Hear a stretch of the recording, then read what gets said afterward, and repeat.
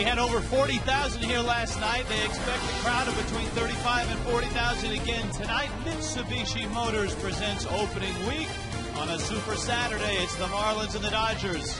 And the Marlins trying to bounce back after getting thumped by the Dodgers last night, 7-3. The Fish will try to do what they did against New York and come back and take this series. JJ takes the hill. Hi, everybody.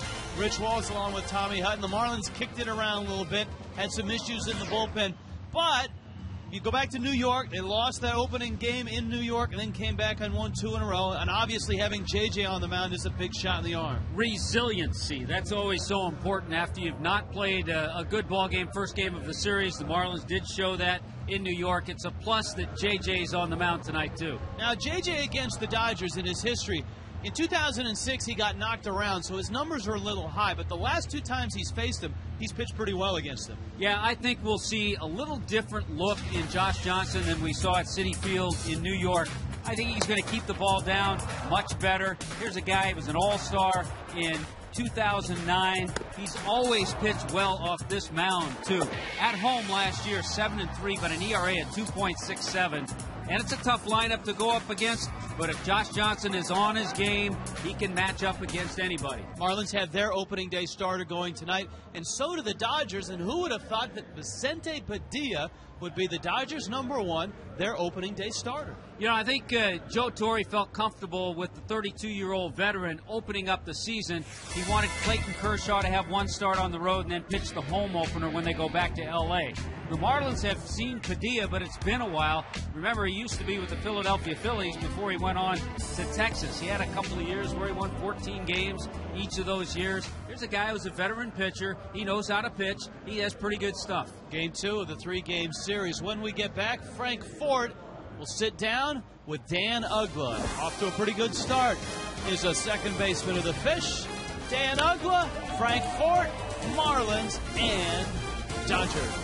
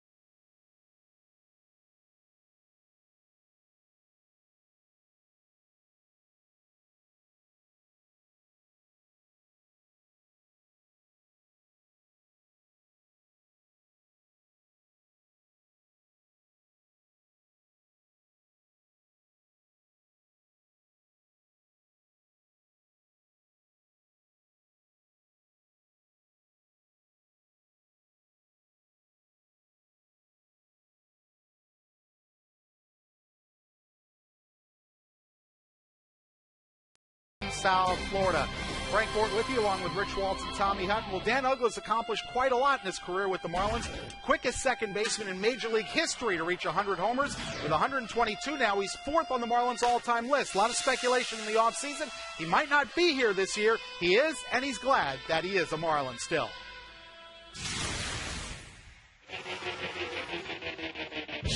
Danny, obviously it was an interesting offseason, the fact that they decided to keep the core of this club together. How comforting was that for you guys as a team and for you individually? Because this is the team you came up with. It was very comforting. You go through so many rumors of, being traded to a different team, and that's usually what happens with this team. But, the front office and the coaching staff got together, and I guess they decided, we need to keep these guys together because I think they realize that they have something special here.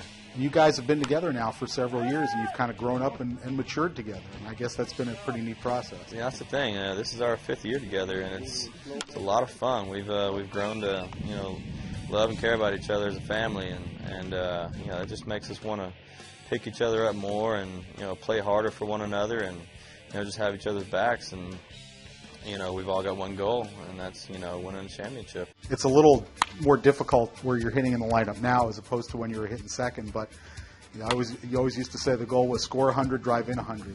Does that kind of remain the same, or is it a little different that you're hitting a little further down? It is. Now it's more of I like to think. I heard Chipper Jones say this one time, and he said he wanted to produce 200 runs, and that's a great goal to have. But I've kind of put the statistics and that part of the game out of my head. Now I'm concentrating on just being a solid, consistent player and helping my teammates be solid, consistent players and being prepared for each and every day, each and every play, each and every pitch. And that's what I'm most concerned with now. The stats still take care of themselves. As long as we win ball games, as long as we're there picking up each other, and I think everything else can take care of itself. But that's the biggest goal and the biggest thing for me right now. And quite a good philosophy Dan Uggla proposes there, and that certainly should work for him and the rest of the Florida Marlins. Words of wisdom from Dan Uggla, still the Marlins' second baseman. We're certainly glad he is. Coming up next, Game 2 of the series. It's Josh Johnson on the hill going against the Dodgers. Vicente Padilla. Both teams 2-2, looking to get above 500. Rich and Tommy will have all the action here on Sun Sports next.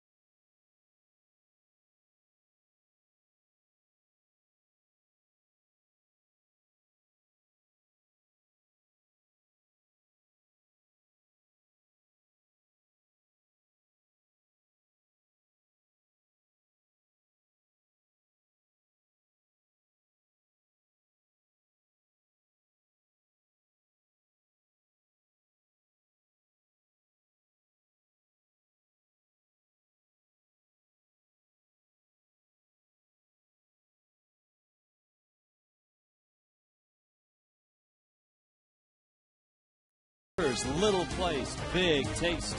By Geico, 15 minutes could save you 15% or more on car insurance. Visit us at geico.com or call 1-800-947-AUTO. And by Toyota, moving forward. Sun Life Stadium, Marlins and Dodgers getting ready to go. The Dodgers are 2-2. The Marlins are 2-2. Here's the Dodgers lineup. Rafael Furcal leads it off. The switch hitting shortstop. Last 13 games here has done some damage. Garrett Anderson in right. Matt Kemp in center. Manny Ramirez in left. James Loney at first. Casey Blake at third. Blake DeWitt at second. And Russell Martin in the 8th spot. Vicente Padilla will hit ninth. JJ on the mound. Well, as always, Josh Johnson is extremely focused when he takes the mound. I think possibly a little excited, a little amped, as we told you the other day in the opener at Citi Field in New York. I think it's a whole different ball game tonight, different ball club. He feels relaxed. He loves pitching off this mound, and I think we'll keep a close eye on that sinker to see if he keeps everything around knee high, especially below the belt. Take a look at the defense tonight. There it is with Coughlin, Maben, and Cody Ross filling out the Marlins outfield. Cantu and Hanley on the left side. Dan Uggla, Gabby on the right side. And John Baker will handle the 6'7" Oklahoman. Here is for call, and he was a pest last night. He was on base 4 times, had 3 hits, a couple doubles, and JJ zips in a fastball that Jerry Lane, the veteran umpire, calls strike 1. Mike Winters under Wendelstadt and Dan Bellino on the bases. For call runs up the bunt, slider from JJ, and it's inside. The count is 1-1. It's a Dodger lineup that is packed with the speed at the top with for call. Lots of veteran bats and power bats in the middle. Went right over the top of that slider. Yeah, when you see that slider topping out in the upper 80s, you know he has some good movement, tight spin. 1-2 coming. It's exactly what he did all night last night, is slap the ball to the off field, and for call has got himself a lead-off double. And again, 1-2 the count. JJ could not make his pitch. Watch the pitch after that nasty slider. It's supposed to be in. John Baker set up inside. It drifts middle of the plate, and it's belt high. A good pitch for call to hit. It's a great camera angle from dead center field. So for call's out in scoring position, and now the veteran Garrett Anderson is up. The Marlins have caught a break the last couple nights. Andre Ethier, one of those fine young bats that the Dodgers have, is out of the lineup for the 2nd night in a row after tweaking an ankle in Pittsburgh. So, oh well, Joe Torre replaces him with a guy who has over 2,500 base hits in his career, Garrett Anderson. Well, you detailed how good the Dodger bench and how deep it is last night, and Anderson is part of that bench this year.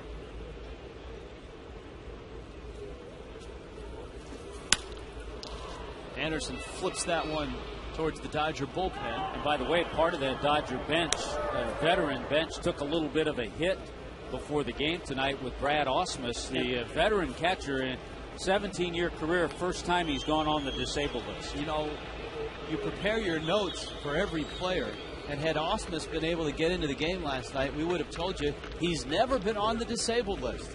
Amazing for a catcher. Here he is today going on the DL for the first time in the 17 seasons. Good tight slider. Down goes Anderson. Boy, a tough guy to strike out. You have to make good pitches. And to Garrett Anderson, he certainly did.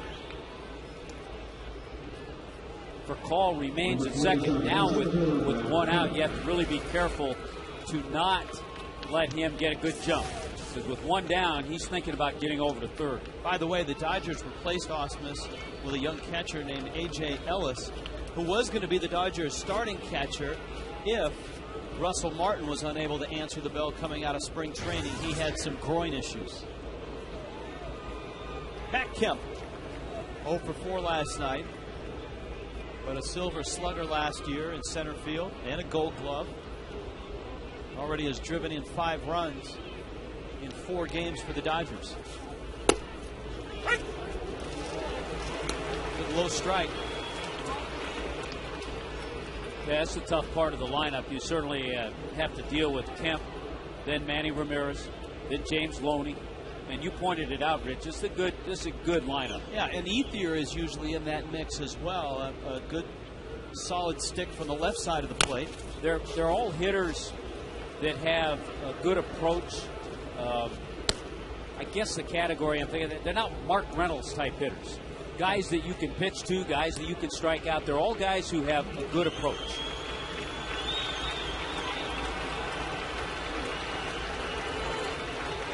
There are some teams that would give an awful lot to get a Mark Reynolds type hitter in their lineup with his production as JJ spins around. He's kind of that modern day slugger who will punch out 223 times but then hit 40 plus homers. He's the Rob Deere at another level. And against the Marlins, he's a base stealing fool. Remember, he had a great series. He swiped like 5 or 6 bases against the Fish here. 0-2 coming. Yeah. Elevates the fastball. And Josh Johnson, after giving up the double to Furcall, all business.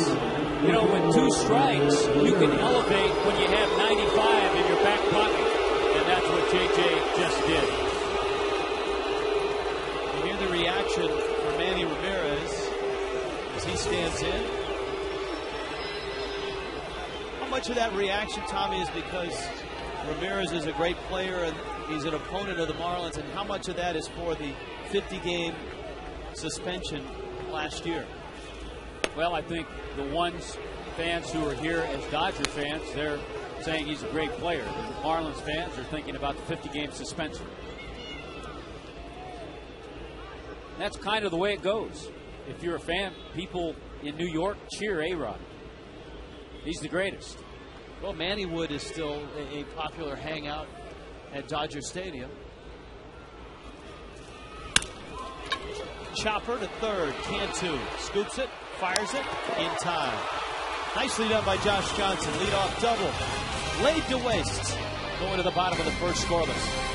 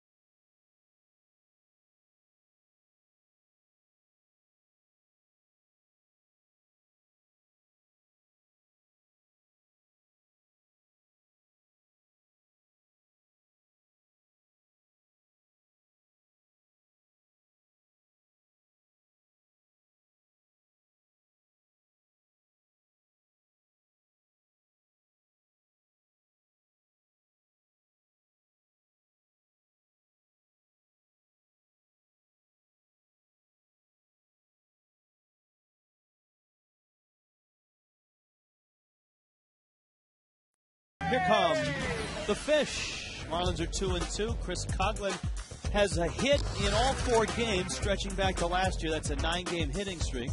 Maven will hit second. Hanley, Cantu, and Uggla, with Baker playing against the righty. Cody Ross, Gabby Sanchez, and JJ hits ninth. Vicente Padilla delivers.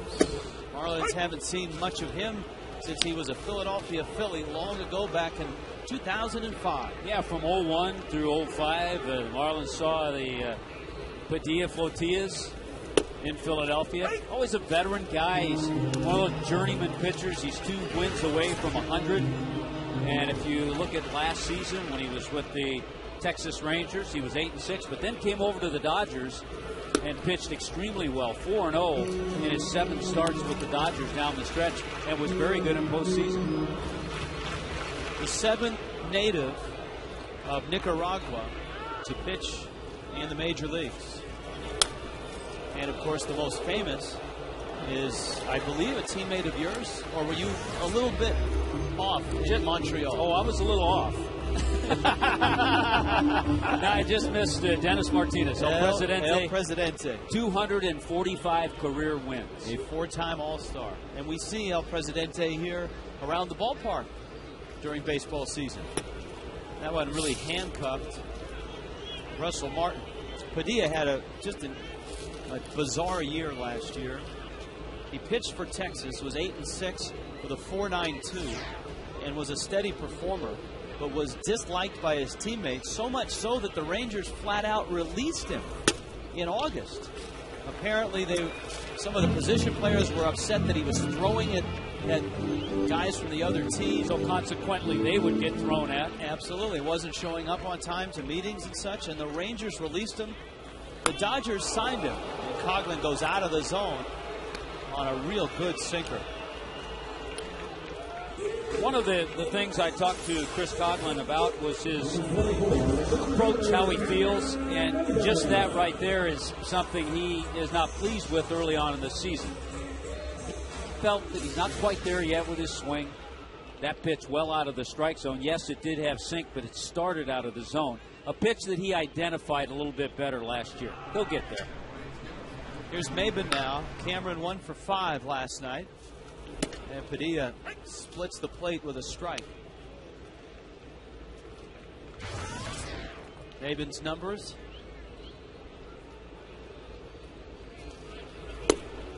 Well, Padilla may have been discarded by the Rangers, but for the Dodgers, they loved him. He was 4-0 with a 3.20 ERA down the stretch for a team that got to the NLCS. When they got to the NLCS, Padilla is the guy that pitched the game that they won in the NLCS. He went 7 scoreless innings against the Phillies.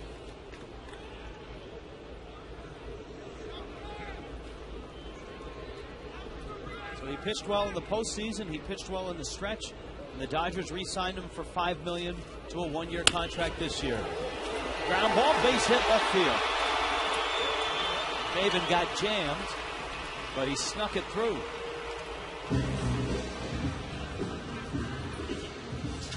See what the Dodgers look like defensively tonight with Manny and Matt Kemp in the outfield, the veteran Garrett Anderson, the right fielder, Casey Blake, James Loney, very good defensive infielder, Blake DeWitt, the youngster at second, and Russell Martin handling Padilla.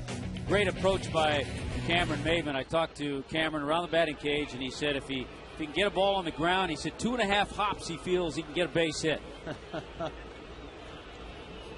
Well, that was about a 5-6 hopper. I'll tell you the funny part about that conversation after this first pitch to Hanley.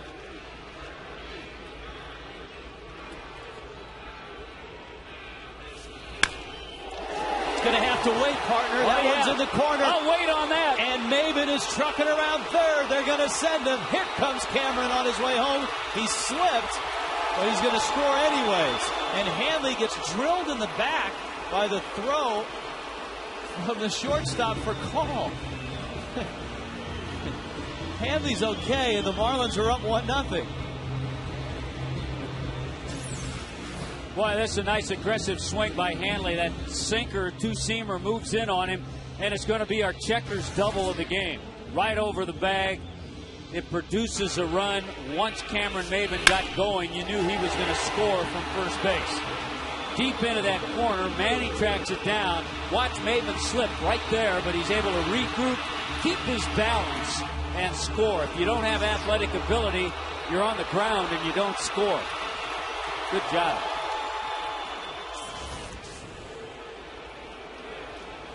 Cantu now.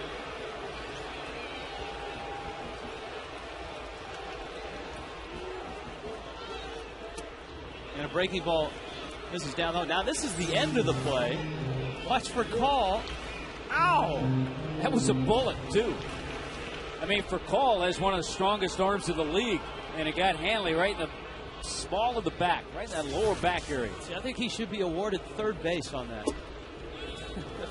I mean, that's as painful as getting hit by a 90-mile-an-hour fastball.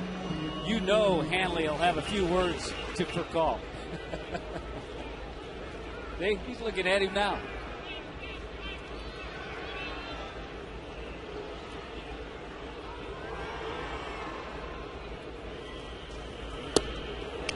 Check swing, and the ball pops out of the glove of Martin. No swing, and it's 2-0. Something that Hiroki Kuroda did so well last night, who pitched brilliantly, is run that fastball in. You've seen Padilla try that, but he's missed.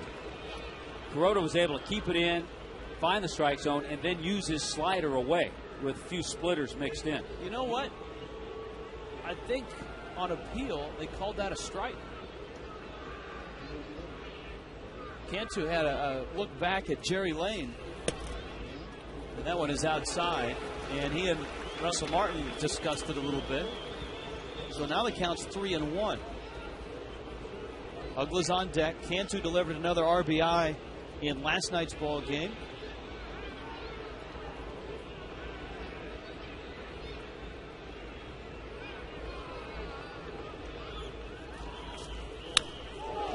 Cantu gets under that one and hooks it. Foul. All right. I got to get to Maven or I'll forget it the next time he comes You got up. 20 seconds to finish. 20 seconds.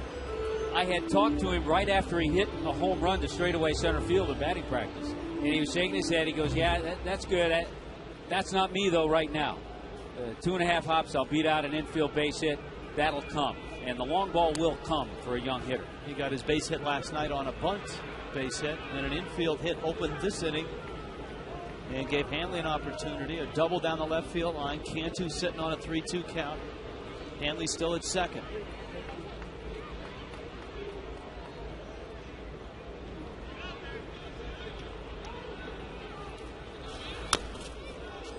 Cantu fouls it at the plate.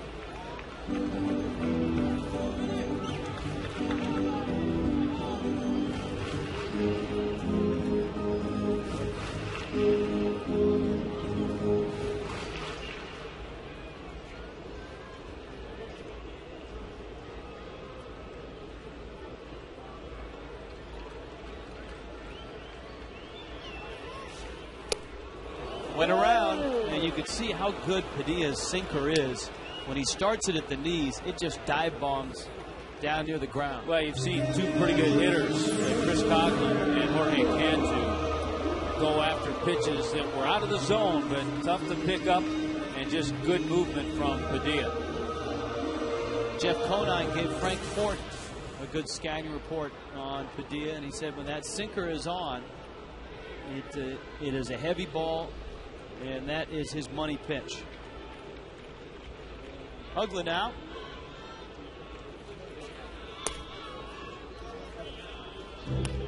Dana went for 4 night last night. He homered in New York.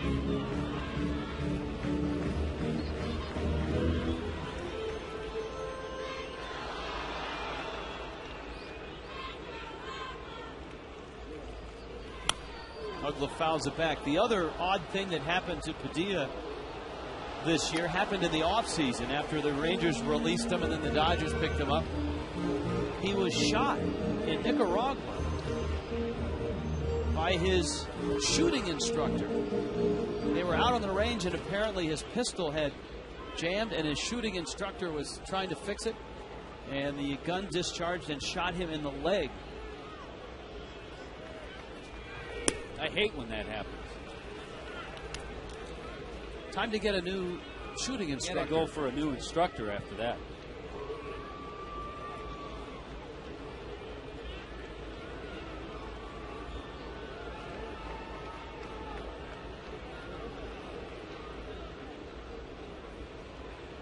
Here's the 2-1.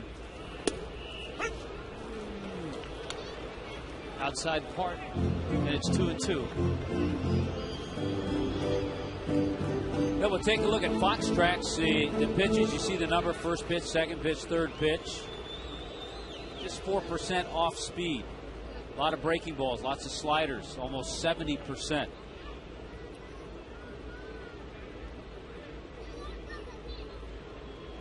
Two.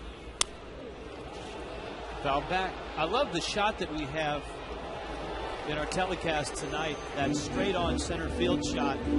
For game action, you don't always get this look. It at times can be a little disconcerting. You can lose the plate in the picture, but the way we've got it set up tonight, and we'll show you a lot of replays from this angle, you really get a chance to see inside, outside, the true look at what an umpire, what a hitter are looking at. That's Bob up there giving us the true look.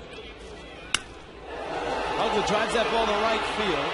Garrett Anderson wanders over and makes the catch. And the Marlins settle for a run, a Maven single, and a Hanley double. And the Marlins are off to a 1-0 start.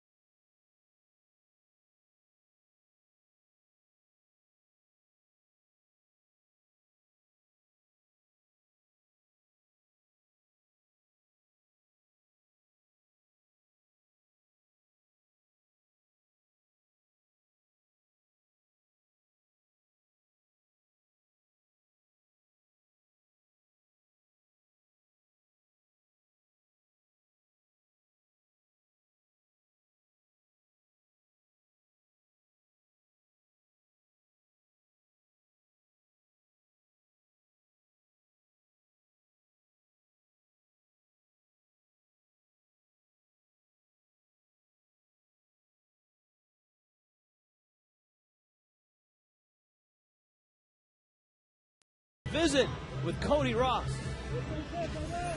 Be here tomorrow at 1:10 when we take on the Dodgers. The first 5,000 kids get a Josh Johnson t-shirt, courtesy of South Florida Ford dealers, and all kids can run the bases after the game in the Diamond Dash. Call 1-877-MARLINS today. Marlins Baseball. Serious fun. Get in on it. I like that. A nice little smile at the end there. Nicely done. That is tomorrow, a Kids Sunday for us. And we're back on Fox Sports Florida. And we'll be back on Fox Sports Florida the rest of the year. That's right.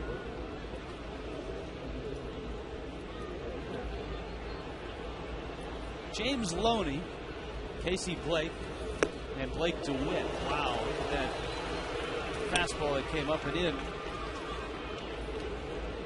And it's 0-2. That's what you call tying up a hitter with a pitch in that area, in on the hands. See Baker watching the feet of Loney and creeps outside. JJ hit the glove, but it was out. So much, I mean, we can watch from this distance, but when you see a catcher handling a pitcher, he's so close that he knows what's working, what might not be working. He can see where a hitter sets up. Maybe a hitter might creep a little closer to the plate. So a catcher looks for so many things. And I think that's why so many catchers are major league managers. We talked about Brad Ausmus. Ausmus, an Ivy League catcher, Dartmouth. Many feel that he would make a terrific manager whenever he decides to retire.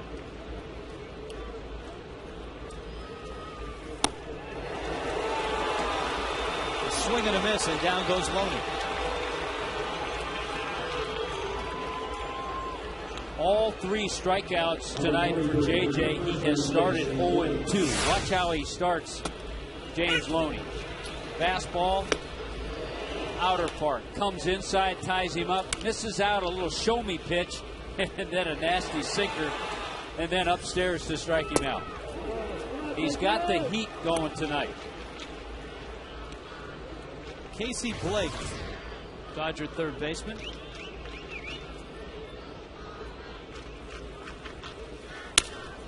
Broke his bat, Maben. We'll see it nestle in front of him. Couple of hops. Little sting in the hands. You can see Blake, little ow. That ow is always okay, though, when you get a hit.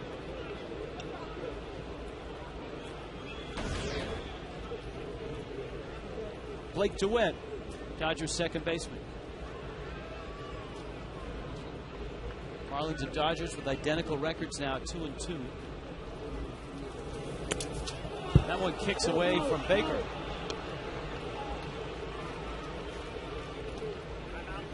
The Marlins last night certainly didn't help themselves defensively. They had their issues.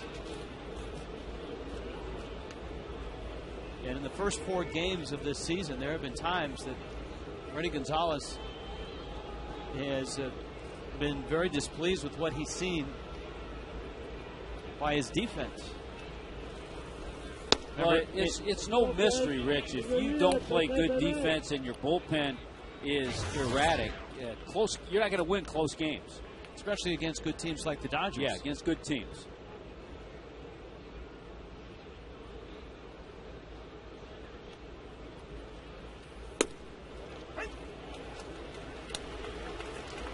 Two and one. There would always be teams that you'd come up against that you would say, just stay close to these guys. They'll find a way to lose. You don't want to be one of those teams.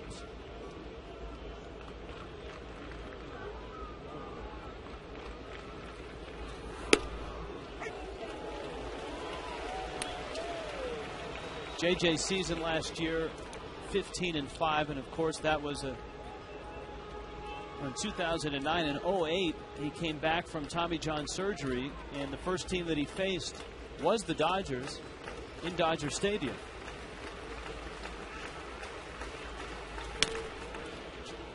A roller foul. 11 months from Tommy John surgery till that date.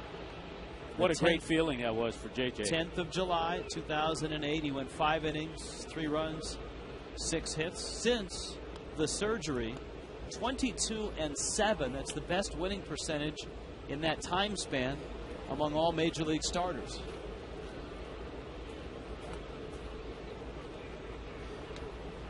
So you're throwing in the Tim Lincecums and Chris Carpenters and Adam Wainwrights in that group. 2-2. This is out.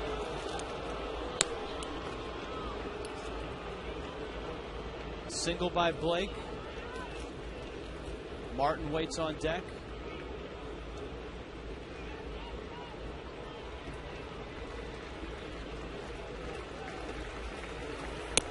That is out. So after the wild pitch moved Blake to second, DeWitt is down to first. And Russell Martin is coming up. First edition of Inside the Marlins. Frank Ford takes a close look at the bullpen. Competition for jobs and the unique place that the bullpen has within the roster. And the Marlins bullpen, you get a chance to talk to key members. Go back into spring training, the guys that were battling for the last spots. Anmeyer and Brian Sanchez will get mic'd up for spring training games. It's Inside the Marlins. Tuesday at 10 on Fox Sports Florida. By the way, in that shot of the bullpen, you saw Brian Sanchez. He injured himself warming up in one of the exhibition games just prior to the season beginning. But he threw today, for about 20 minutes, and expects to keep coming and not be too long away. And he's a very important part of the bullpen. He did a nice job last year. Tommy, what's going on right now here with Josh Johnson? He's lost sight of the strike zone. There's Brian Sanchez talking to Clay Hensley.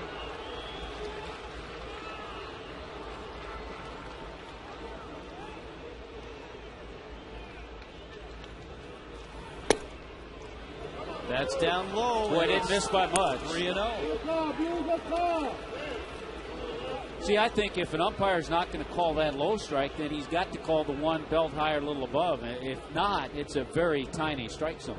We'll see how Jerry Lane, who's a veteran umpire, how he performs tonight.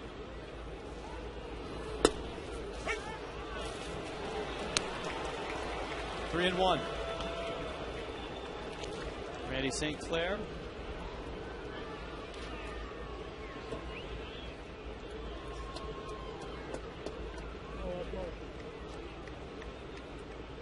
DeWitt at first. Casey Blake at second. Russell Martin 0 for 2, but he walked twice last night.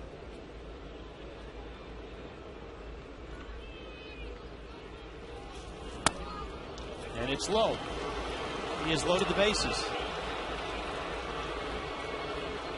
So 3 strikeouts, and then suddenly a single and 2 walks. Here comes Padilla. And the walks, you got JJ and a little jam in New York in that 5 innings he pitched against the Mets. 4 walks. They're a little out of character for him. The little bailout he has here, Padilla is not much of a hitter in his career, just a 103 lifetime average. So if he can go after Padilla, get him, then you have to deal with Furcal, who's on deck.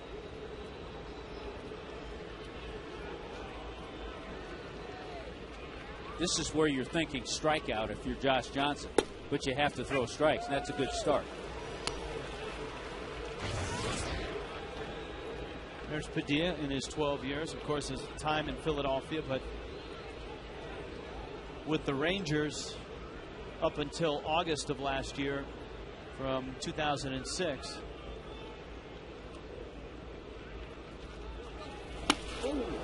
And a swing and a miss. I think the squeeze may have been on. Yeah, he missed the sign. Blake is in the rundown. Baker will tag him out. He's out of the zone. My goodness.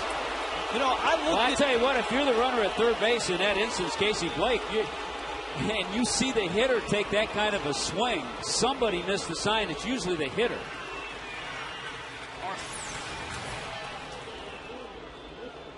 Well, I think the tip-off is that Padilla missed the sign was the runner from second broke as well. Ooh.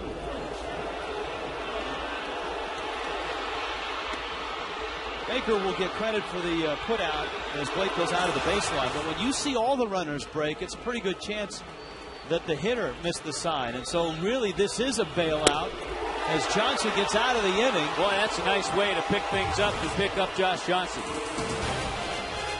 Just like that.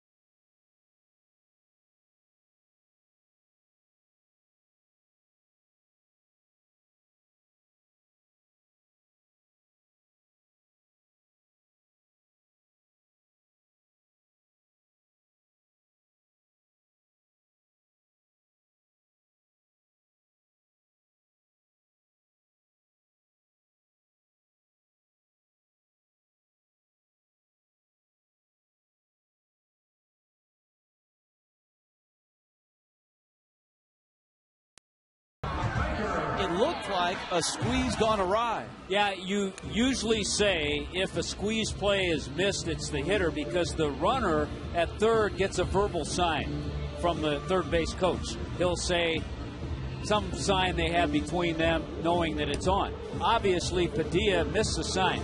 My other question, Rich, is I'm totally amazed that Joe Torre put the squeeze on. I did not think it was a good play because let's say pops it up, another double play.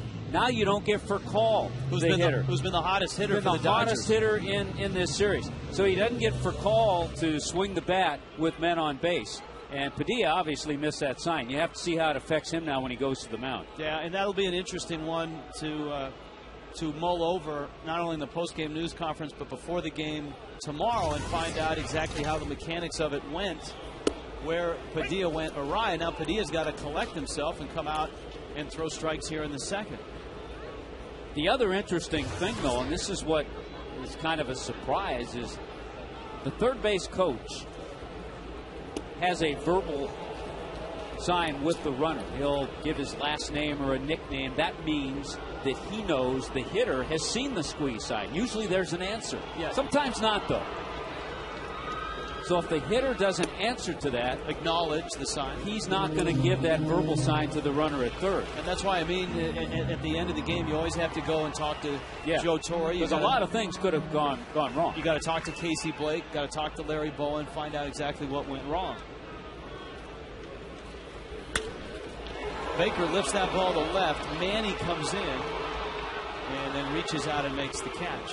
The other interesting thing about that play, and you brought it up during the timeout, is were a younger manager to do that, a Brad Mills in Houston, a Freddie Gonzalez here with the Fish, a Jim Riggleman up in Washington, a guy that doesn't have quite the stature of a Joe Torre, that manager opens himself up to a lot of criticism, whereas a guy like Torre can do something like that. It doesn't work, and, well, he's Joe Torre. He got 4 world championships, been to the postseason 14 straight years. A little different story. Cody Ross takes outside.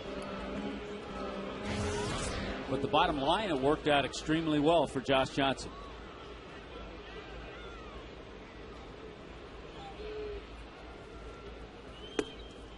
You know, if anything, here's what makes it even stranger.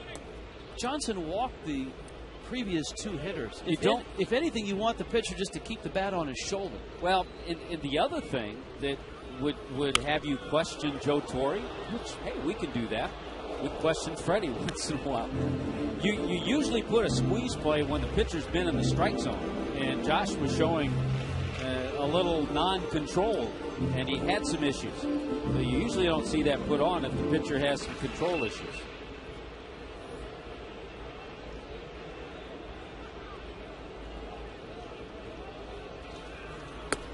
And who knows, maybe Larry Boa called Casey Blake by his nickname, and that was the sign back at Cleveland.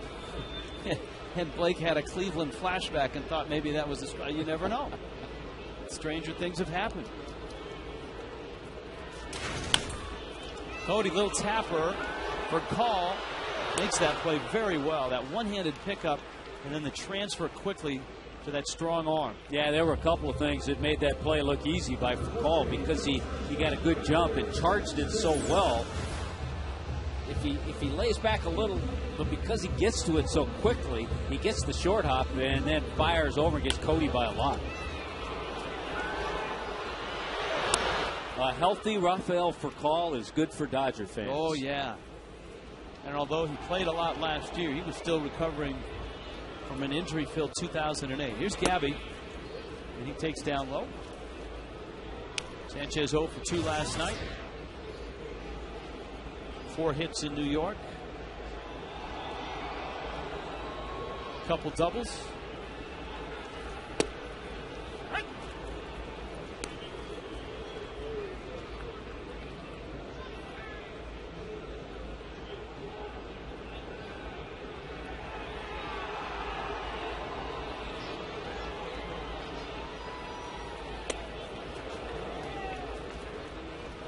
Breaking ball, and it's 1-2.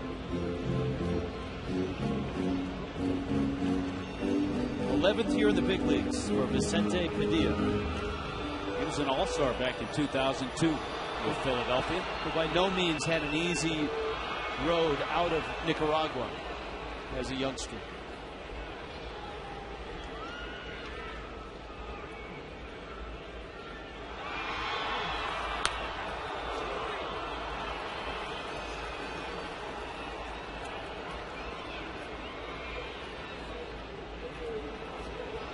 Read an 0-2 world the last couple of years. Padilla has pitched very well on the road. And the only pitcher in the major leagues with more road wins the last 2 years, Cliff Lee, who is not going to be able to pitch till sometime in May, I just read. Who had all the success with the Phillies when he came over last year, postseason, and then went on to Seattle. And they were expecting big things, but I think an oblique injury put him on the shelf, and he's not going to be ready till May. 2-2 coming. That's out.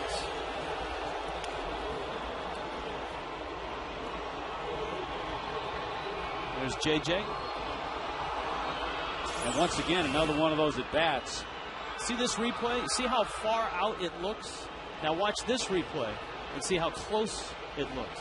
That's the difference in those camera angles. That angle there, an outside pitch looks a little closer to the plate. But when you get that true look from center field, you get a better look at the inside and outside. Yeah, and the other thing I like about Fox Tracks is that the strike zone, the box, adjusts to the height of the hitter. So it gives you a real true measure. Yeah, the Fox Tracks actually is set up with cameras that are inside the stadium that feed into a computer, and that's a great look. You could see that that pitch definitely was on the outside part of the plate. And I think Gabby shakes his head in agreement. Strong inning by Padilla.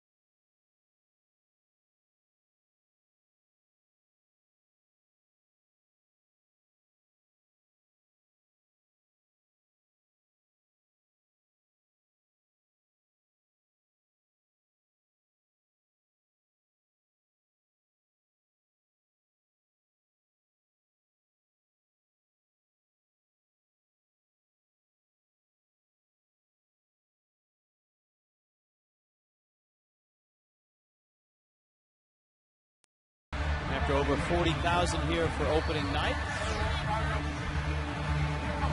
Tommy on his way down from Palm Beach Gardens had Nelly going in the car. Blasting it. Yeah. You and DVH. The new boys, too. I sent you that. And I know that you've been listening to that the last week. Yeah, I downloaded it. Hey, how about I read that on Super Saturday, OAR is coming. The guys that sing that song, This Town. That's a good song. OAR is going to be one of the concerts on Super Saturday.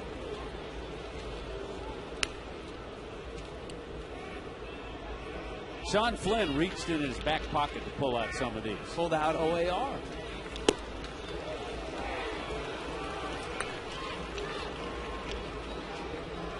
One and two. Johnson trying to get for call out. Call now 4 for 5 in this series.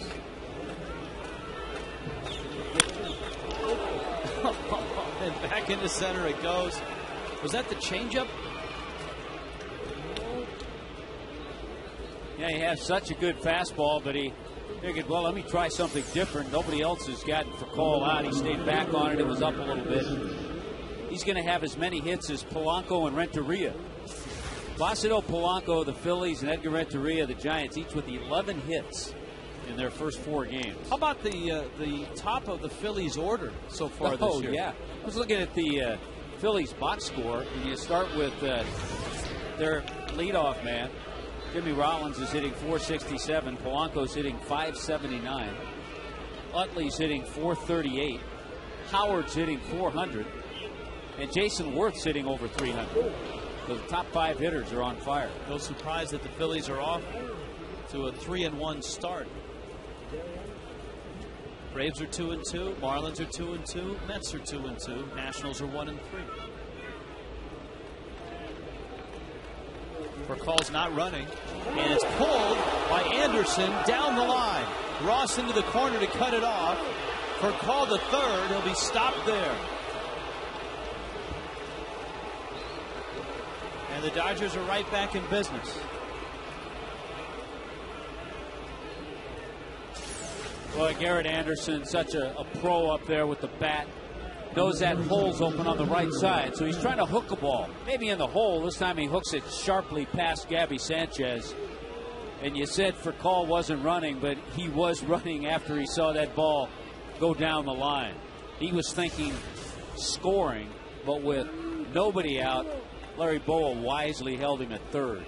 So Josh Johnson somehow wriggled out of the second inning with a lot of help from the Dodgers. Wriggling off the hook here is going to be even tougher because you got second and third, nobody out. Matt Kemp, Manny Ramirez, James Loney.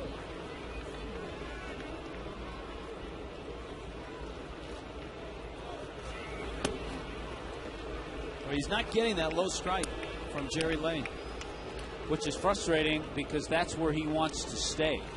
He wants to stay down in the zone.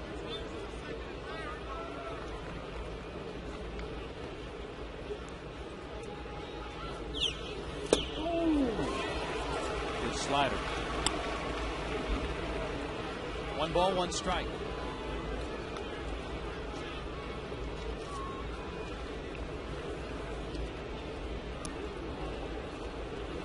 Those are the 2 pitches on Fox track, and you see the first pitch was actually in the strike zone. Yeah, on Fox track, it's an 0-2 count. Another one down there. This is a situation, even if you give up just 1 run, you've accomplished a lot. You just don't want to have the Dodgers open up a big inning.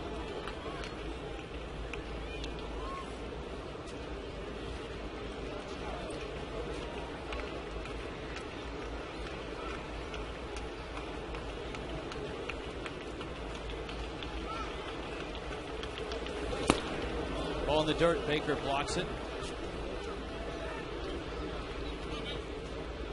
There's Manny. Oh, man. Off the wall, baby. For call, another base hit, a single followed by a Garrett Anderson double. 2-2 coming. Line into right field. That's a base hit. Charging is Ross. Anderson will be held at third for Call crosses, and the Dodgers have tied the game. Good solid piece by Matt Kemp to take that fastball into right field.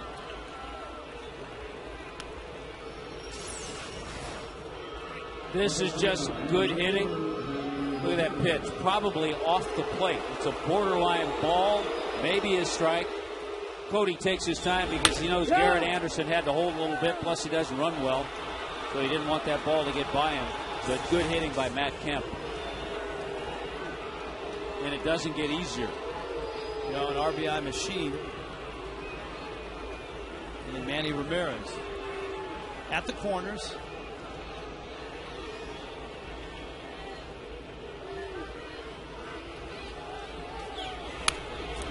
Marlins will give up a run for a shot at 2 up the middle, and even at third with Cantu. Manny Ramirez now with 1,791 RBIs in his career.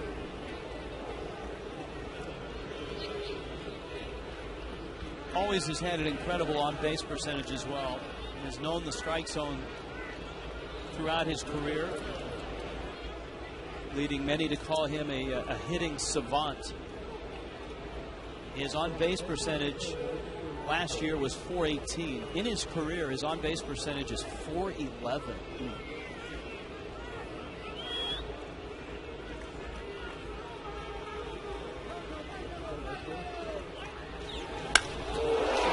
Got in on him. Maben should have room. This will score a run. Anderson's tagging. So is Kemp. The throw is not in time for Kemp. Good hustle by Matt Kemp. Manny gets the RBI. The Dodgers get the lead.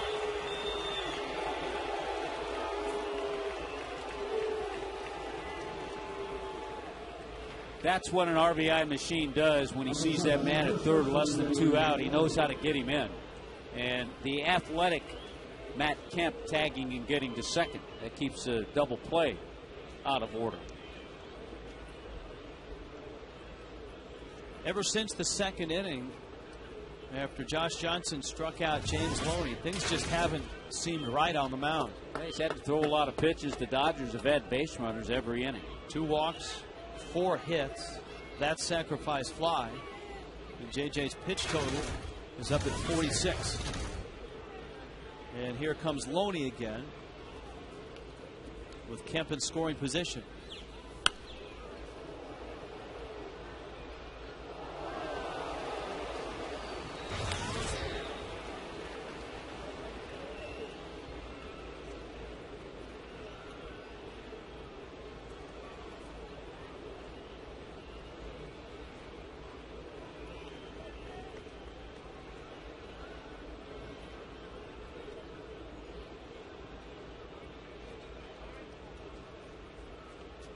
It was Dr.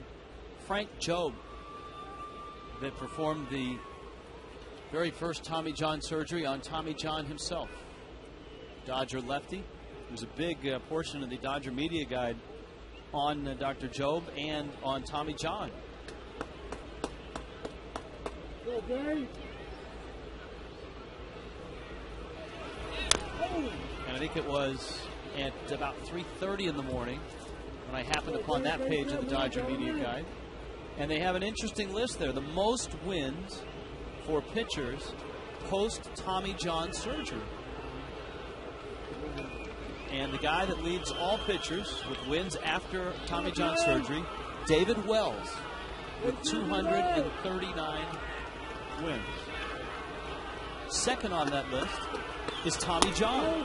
Tommy John won 164 games after his surgery. Tommy John went over 280 games in his career.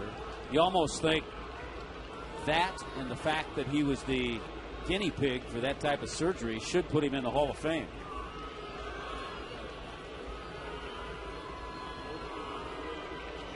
Because it was a different procedure back then, a lot longer recuperation period too. Yeah.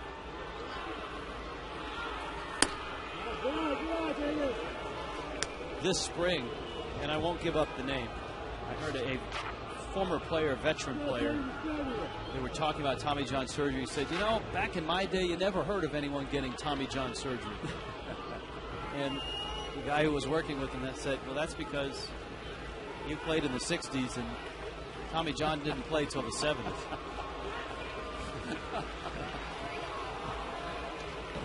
Awkward silence.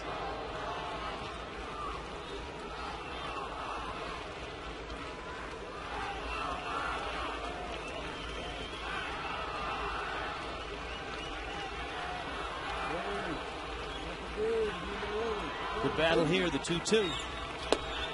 Oh, where did that miss? Jerry Lane. Fox tracked that one. He really has had trouble with the low strike. And that was low. I apologize. That looked better than the other Fox track that ended up at the knees. So you think JJ hasn't missed when he's missed. He hasn't missed by a lot. And if he's missed up and out over the plate, then the Dodger hitters have taken advantage of it. Here's the one before that was just a little bit low.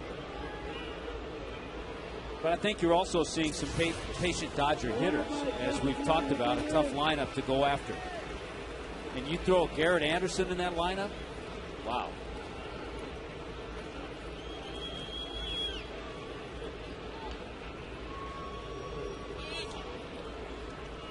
Three-two. Got him.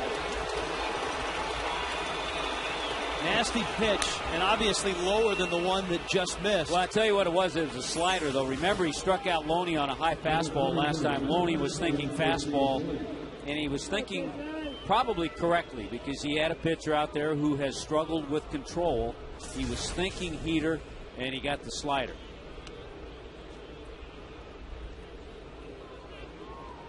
So he's got a couple outs, and now he's got Casey Blake.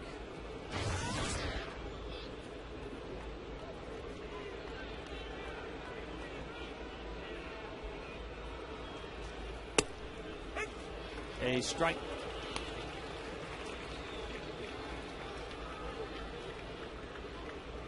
The Phillies are clubbing Houston early, 4-0 in the third. They're giving their aged lefty a nice cushion. Jamie Moyer starting that game in Houston.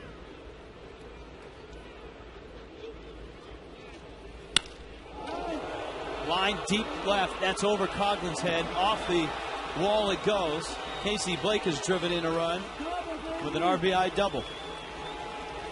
So the Dodgers not only are patient, but they're barreling up some balls here. Two guys who the Marlins have really struggled with in this series, Rafael Furcal and Casey Blake. They've had good swings. Target inside, it was down, but middle of the plate. So that's the same thing we saw more often than not in New York.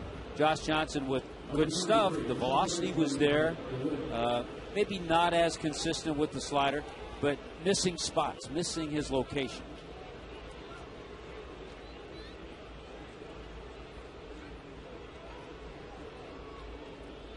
Blake DeWitt walked back in the second.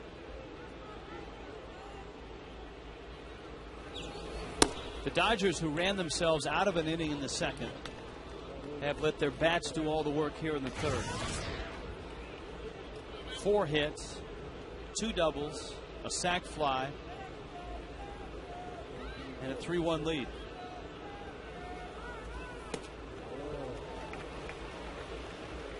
And they have pushed Josh Johnson's pitch total into the upper 50s here in the top of the third. He'll have to have a couple of low pitch innings just to get 5 innings. So Freddie, in his mind, starting to think about that bullpen, as are some of our viewers, I'm sure. Slow tapper. Sanchez steps on the bag in time to get DeWitt, but the Dodgers strike Matt Kemp, Manny Ramirez, Casey Blake, all driving in runs.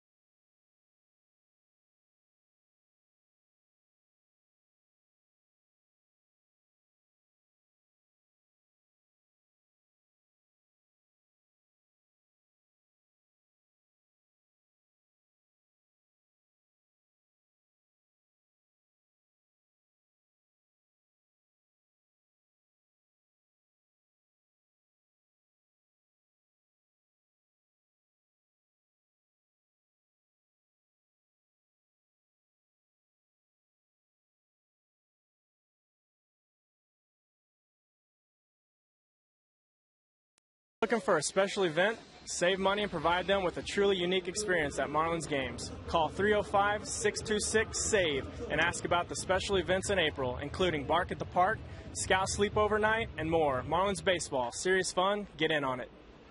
Oh, there's the smile, the trademark smile by Cody Ross after reading the drop-in. Nicely done. JJ takes a strike from Vicente Padilla.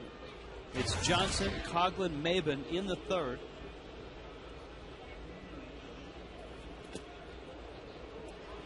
By the way, if you see Cody Ross's little son, Hudson, then you know exactly what Cody looked like when he was a little boy.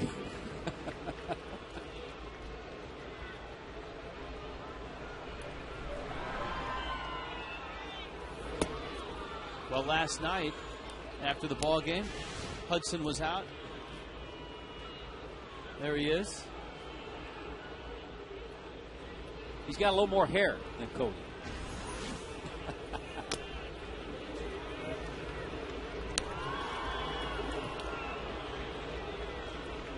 See, we need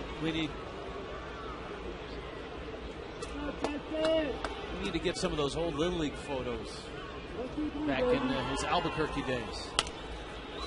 JJ shoots that one foul.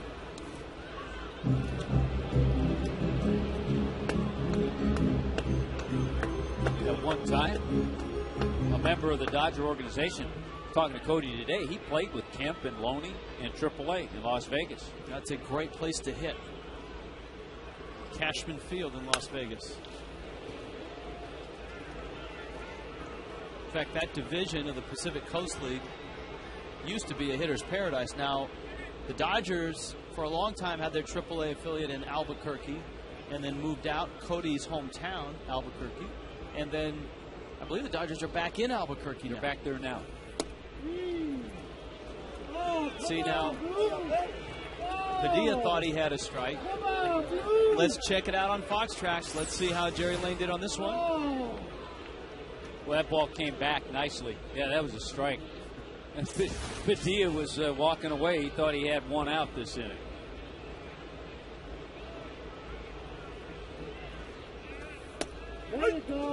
And JJ's not going to get that one.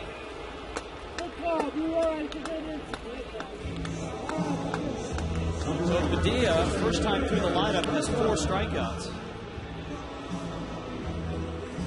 And Chris Coughlin, Cameron Maben now coming up. Opening week concludes tomorrow. We're on the air at 12:30 on Fox Sports Florida.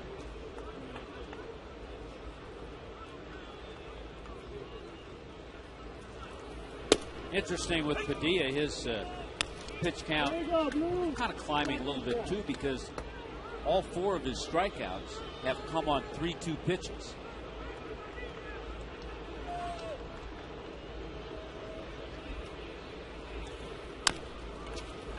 Coughlin rolls over on it. Loney flips, and Padilla is there. Chris Coughlin, excuse me, Rich, had a great approach when I was talking to him about the beginning of his season and how he feels. He's not quite there yet with his swing, but he goes, I really love this game because we play every day. He said when you're on a nice hot streak, you can't wait to get to the ballpark. And when you maybe aren't on quite a hot streak, you can't wait to make some adjustments, to improve a little bit. That's why he loves this game, and that's why he's going to be successful in this game. Cameron Maben has been successful in this game. He singled and scored in the first. Drops down a bunt. Padilla bare hands and throws. Up the line it goes.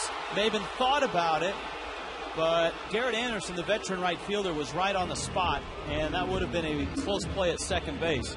I think, again, Maben's going to get himself a base hit.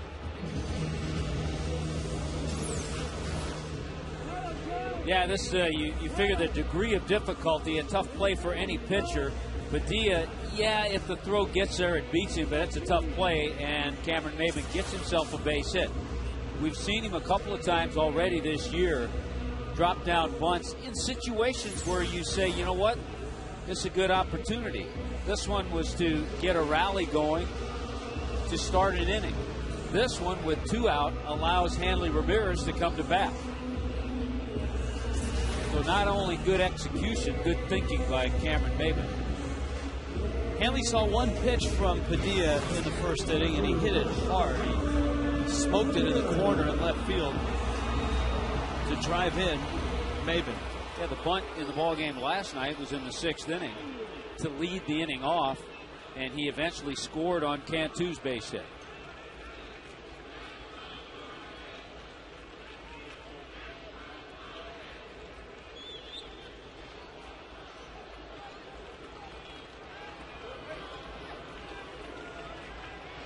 Maben has a good-sized lead.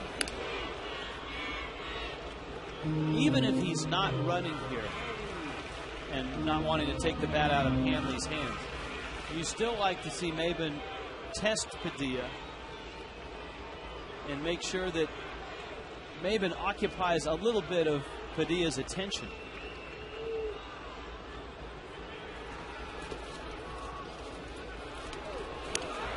Or Martin's attention. There is always a reason for trying to draw a throw from a pitcher, even if you're not thinking about stealing. Number one, it helps you get a read on the pitcher's move. He almost gets himself picked off, though. Russell Martin is quick back there. And number two, it helps your teammates. It gives the guys on the bench that might be stealing a base, gives them an opportunity to see the move of Padilla. Or, of course, Maben maybe later on in the game might be running. He can get a first-hand look. There's two schools of thought here. One is if you've got the speed and you can steal the bag, you go. The other is you let Hanley take his cuts. You don't want to get thrown out and end the inning. Yeah, I think you let Hanley take his cuts. Well,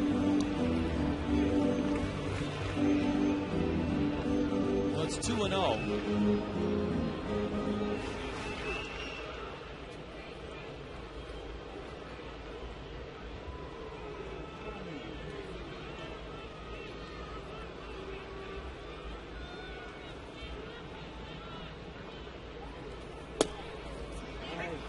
Two and one.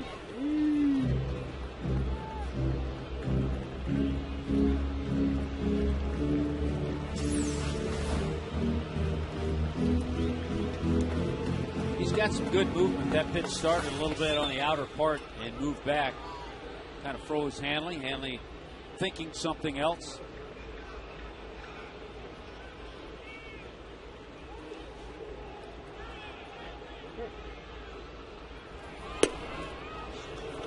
Three and one.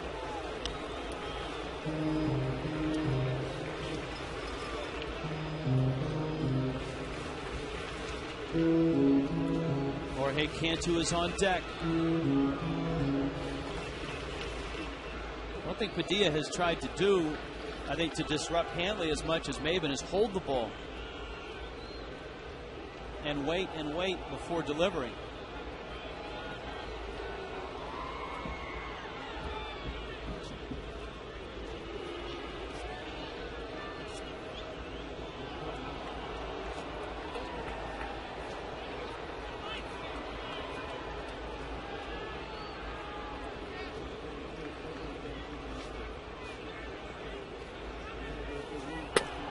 Almost a quick pitch. Yeah, it was. And a strike. So after holding it, he delivered quickly, and he snuck the fastball by him.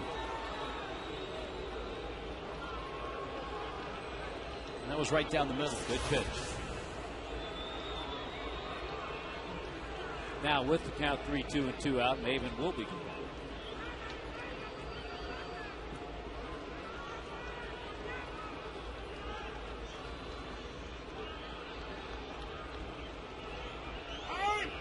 Hanley doing the smart thing and asking for time but not taking his hand off the bat. Some hitters put the hand up, but Hanley just calling for time because he didn't want to get it caught on a 3-2 pitch with just one hand on the bat.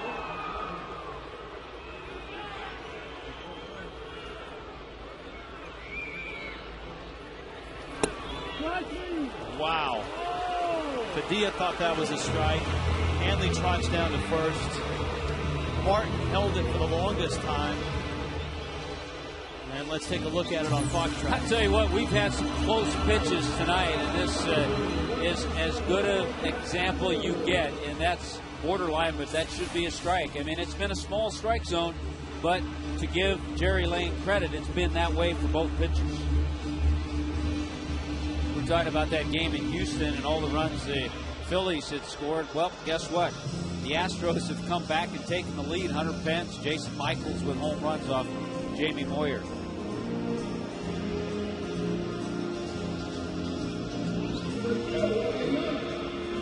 Rick Honeycutt out there is going to wait just to make sure that he can give Jerry Lane a little earful and say, Jerry, I think you missed that one.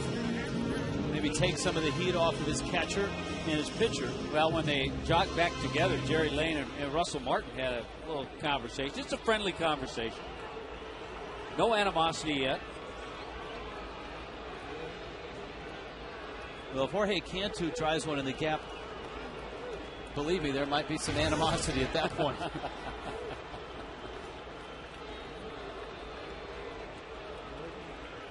Cantu struck out on a nasty sinker in the first.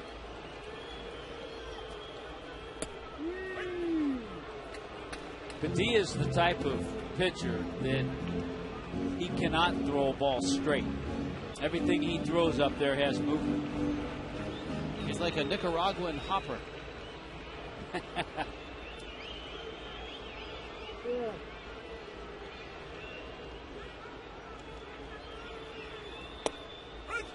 What was El Presidente's out pitch?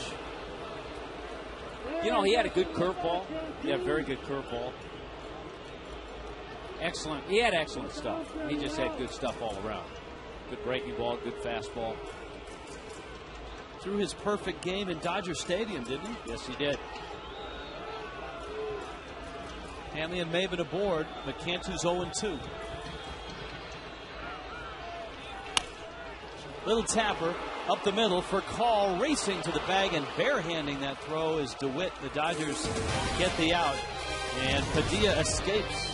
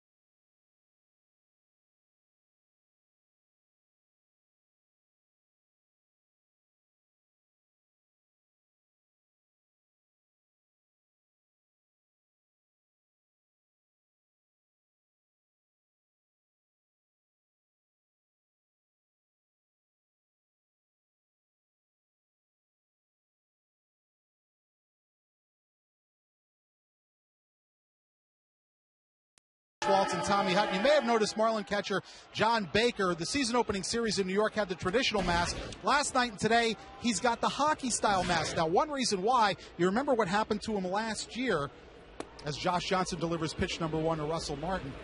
Last year, John got conked really hard by an Albert Pujols backswing, had to take multiple stitches. After that, he went to a hockey-style mask. And this new mask arrived at the ballpark yesterday, and you see last night Manny Ramirez clipped him just a little bit. The reason John is going to stick with this mask is he says it weighs about half as much as the hockey-style mask that he wore last year. It was redesigned, got some new material in there, and it's a good thing he went to that mask last night, just delivered to the stadium in time, because Manny got a little piece of John Baker last night, guys. Thank you, Frank. That's a good report, and that's a cool-looking mask. But remember the conversation that Russell Martin had with Jerry Lane about that missed pitch? He may have just bought himself a ball there on that Josh Johnson offering, and he smacks one into center field for a base hit. So Josh Johnson had his strikeout pitch going early. Then he lost a little bit of control, walked a couple, and now just about everything he throws up there is getting hit hard. Yeah, and it all is command issues. He doesn't have the command to get through a lineup like this. Here's Padilla. No telling what could happen here. 1 ball, no strikes.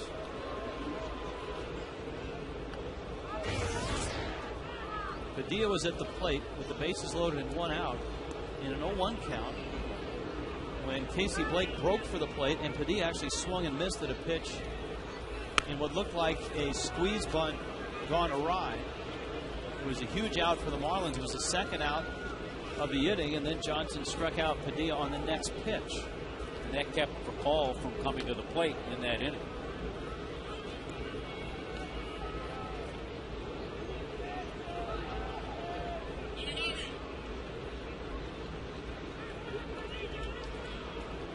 One coming.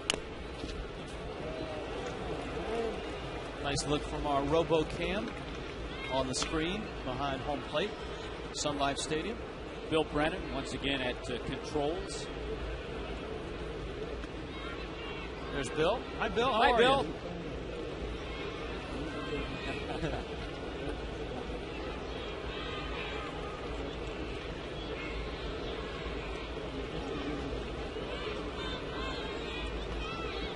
One, two coming. And it's bunted foul. It's a strikeout.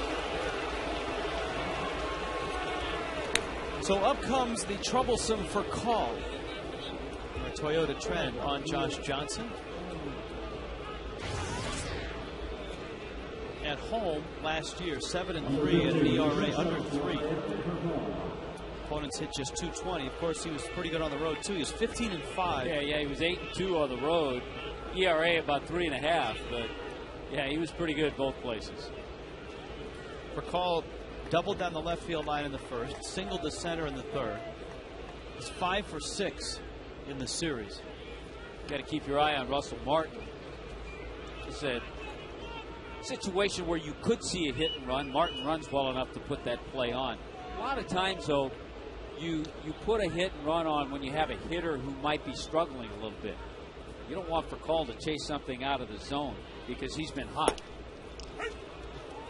Sometimes you put a hit and run on maybe to help a hitter a little bit. Get going. I'd say Fakal's going already. Yeah, no kidding.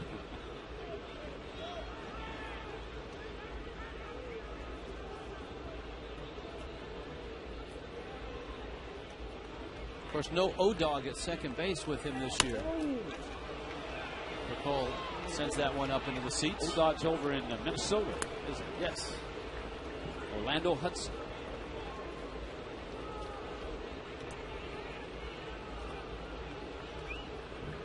We're going to see on Monday O-Dog with power. Brandon Phillips, who has the same type of range of defensive abilities at second, but with more pop at the plate. Minnesota, once again, off to a good start. They're 5-1 so far this year.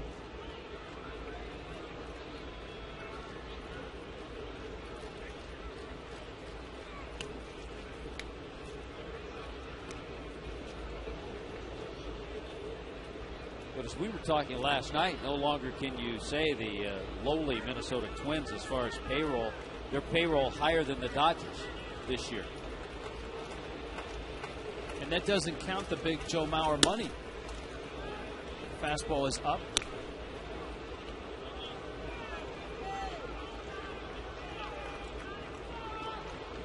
They will open up their new ballpark Monday against Boston, an afternoon game.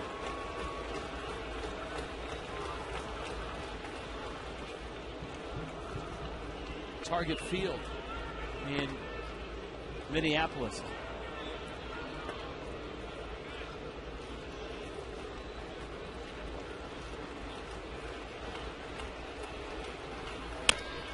Chopper over the middle. Hanley has it. Backhands. Uggla bare hands. Not in time. Gorgeous turn, but remember, Furcal runs so well. Well, a lot of runners are out, and the Marlins complete that spectacular double play at tip. I was just thinking, get the force on Furcal, which Hanley does, and look at this turn by Dan Uggla. Picks it barehanded, quick feet to turn and make the throw. Made a strong throw to first. Furcal just beat it. That's a great effort. That's close. Boy, that's close. And with 2 outs, Furcal certainly is a threat to run. He has stolen 3 bases this year.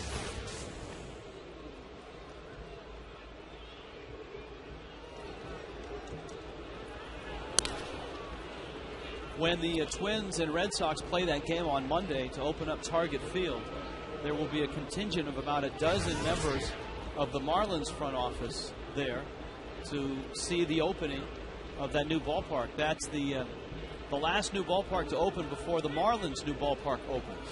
Yeah, they played a couple of exhibition games there against the Cardinals right at the end of spring training. I'm looking ahead. The forecast for Monday is 70. Oh, that's nice. Chance of rain, though. Well, they have the off day on Tuesday just in case they get rained out. Anderson takes.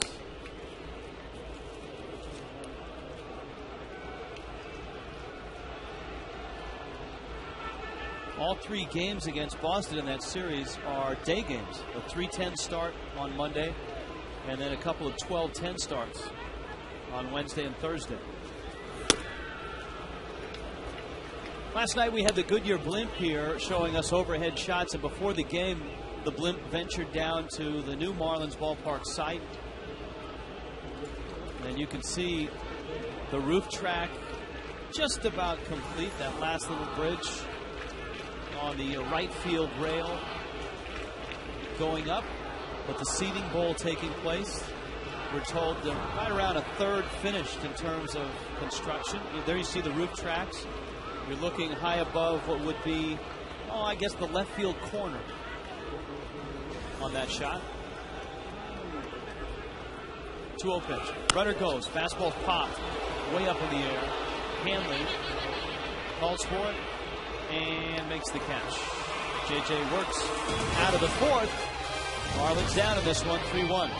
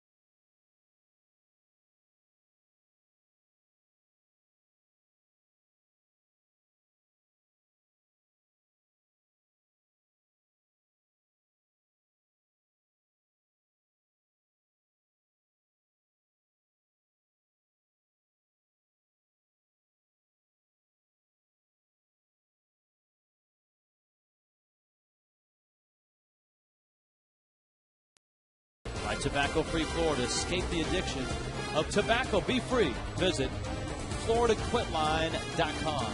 Rich Waltz, Tommy Hutton on a Super Saturday. A crowd of, we expect around 30 to 35,000 on hand. Post-game fireworks, concert. So far, the Dodgers and Vicente Padilla are up 3-1. Padilla gets Dan Uggla, John Baker, and Cody Ross in the fourth. And Padilla spins one up there. It's 1-0.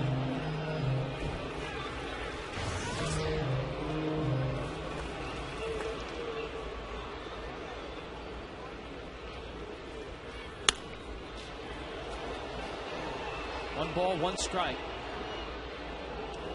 The Dodgers have 7 hits with their 3 runs. The Marlins 3 hits with their only run.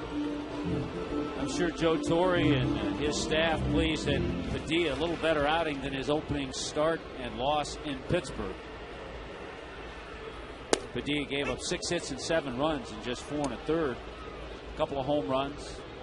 And he hit 2 batters, which is something that got him in a little bit of hot water with the Texas Rangers last year.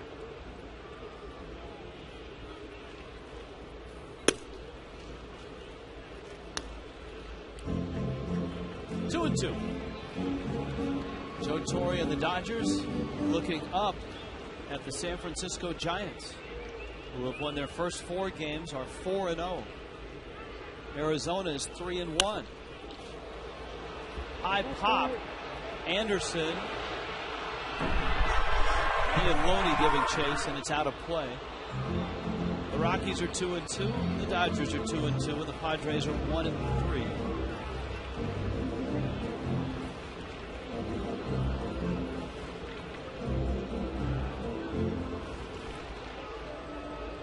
As Tommy pointed out, Houston coming back against Philadelphia. Houston has lost their first 4 games. They're 0-4 going into that game tonight against Philadelphia. Oakland's won 4 straight games.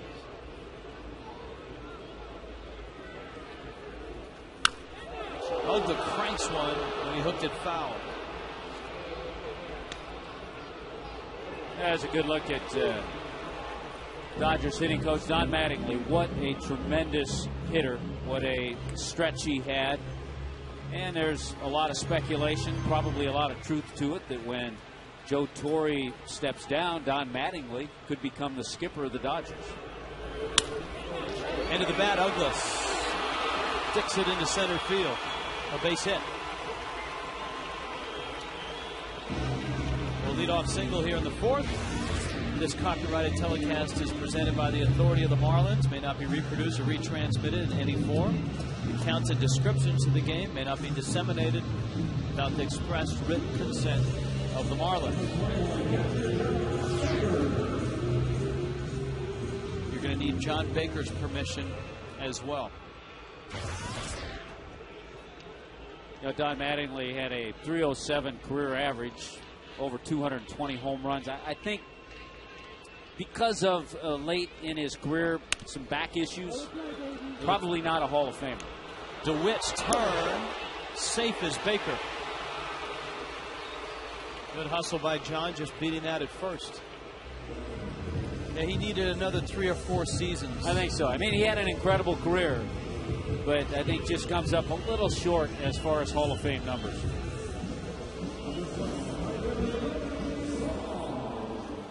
Here's Cody Ross. The one thing that Mattingly had going for him, aside from the hits, the fact that he won 9 Gold Gloves.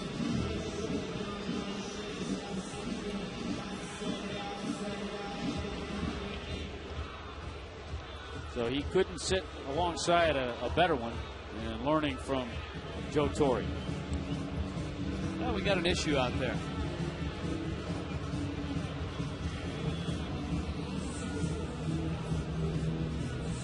Guys down there in the right field line, I think if you read lips, they're saying, yeah, I thought Nelly was coming in from the left field.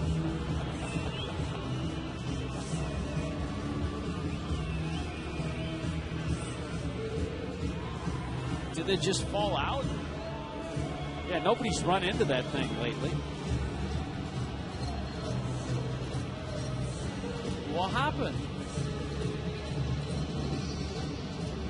Did a little super glue and glue it right up next to the foul pole.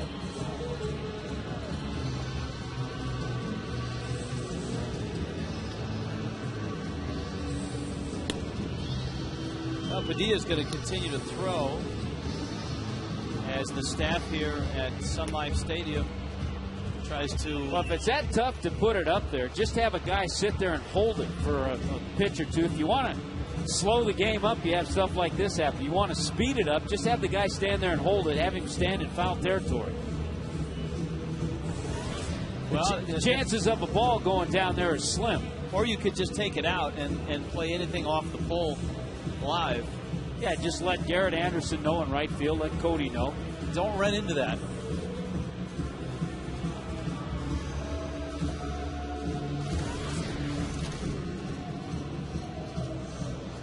Oh, yeah, we got to tie the string up. Or, you know, string, get duct tape. Duct tape will fix anything.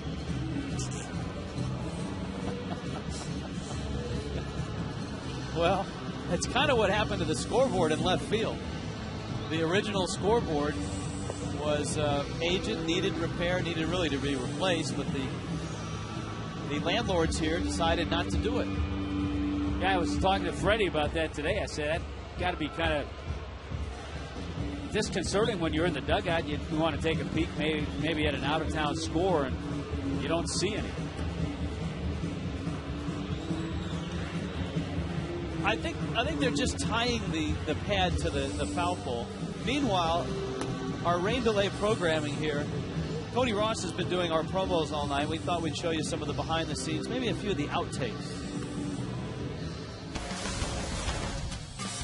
Test 1, 2, 3, 4, 5, 6, 7, 10, 12, 14, 17, 18. Zoom in. Anything in my teeth? Serious fun. Get it in. Get in on it. Dang! Bring your dogs to the game. Can. Dang, those forearms. Look at that. All right. Ready? Serious fun. Get in on it. Are you going to get it? Nailed it. Nailed it. Yes, he did. You know, the sad part is that Rich and I do a lot of that same stuff up here. Yeah. Oh, come on, get this thing fixed. I like the idea of just lean a chair up against it. Yeah, have the guy just sit get one of those little stools, sit there, hold it. They're grabbing the table, Tommy. Careful. Yeah, watch it. Look out. Look out. Get out of the way. Just have the guy hold it and get things going in the inning. Oh! Easy there. You've heard of sports hernias? Well, that was nearly one. Okay, have him stand behind the pole and hold it. Get out of the way, okay. Sir. You're on TV. Behind the pole, grab onto it, grab onto that string, and hold it. See, I don't think we've seen a lot of delays. We saw a B delay. They could pay a kid $10 an hour for the rest of the night just to sit there and hold the string.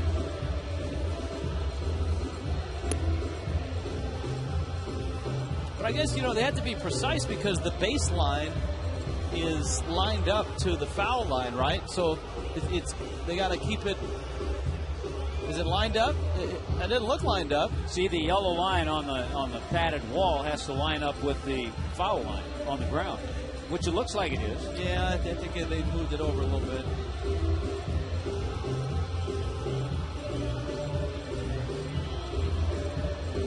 See, this guy right here knows that he'll make most of the late night sports shows in delay fodder. Maybe we could bring Nelly on or the New Boys and just the warm-up act.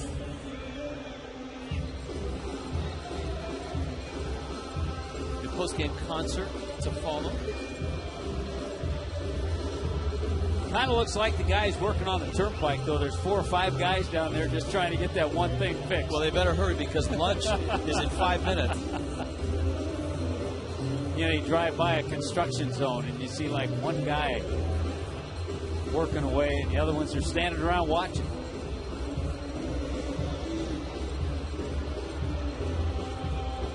By the way, the Astros took a 5-4 lead. We're talking about that game in Houston, trying to get a win for Brad Mills, their new manager.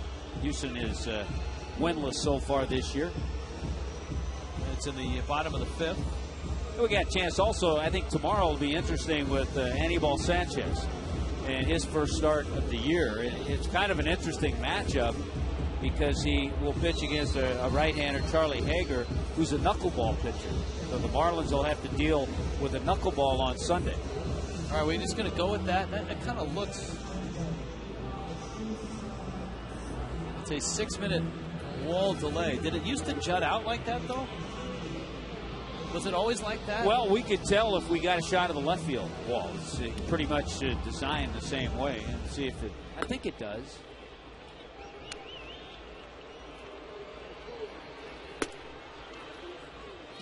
All right, well, Padilla has to warm back up. See, now down the left field line, yeah, it kind of juts out a little bit, doesn't it? No, it's flush. It's flush. A little different, though, configuration. The line matches nicely, neatly. Yeah, it's a different configuration. All right, back to our regularly scheduled programming, which is Cody Ross facing Vicente Padilla with John Baker at first. And Padilla misses outside. You know, the Dodgers had to be concerned here because Padilla was in a nice groove, moving through with a 3-1 lead.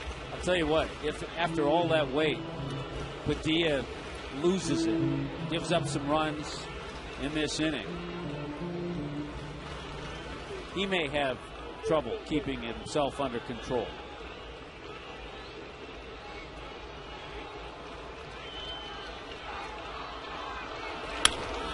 Ground ball, base hit right field.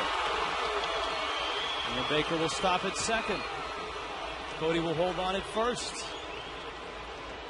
Good approach by Cody Ross. Just trying to stay back. Not trying to do too much with this. Took advantage. Had a nice little opening on the right side. Look at that second baseman cheating for a double play. A lot of room on the right side. Cody found it.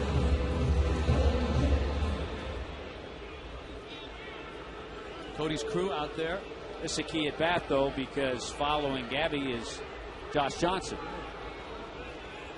Gabby was called out on strikes in the second.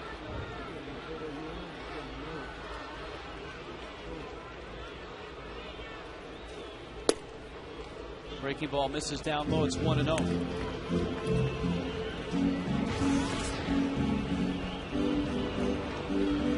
Pitch recognition has always been a strength of Gabby Sanchez, even at the University of Miami, climbing up through the Marlins minor league system. Career on base percentage in the minors of .392. In the minor leagues for Gabby, 244 strikeouts, 246 walks. That's outstanding in his 5 years in the minor leagues.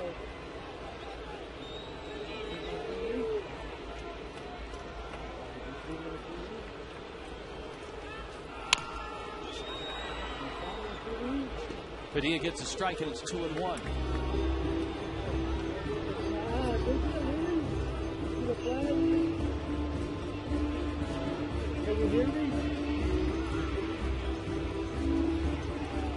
Baker. Cody.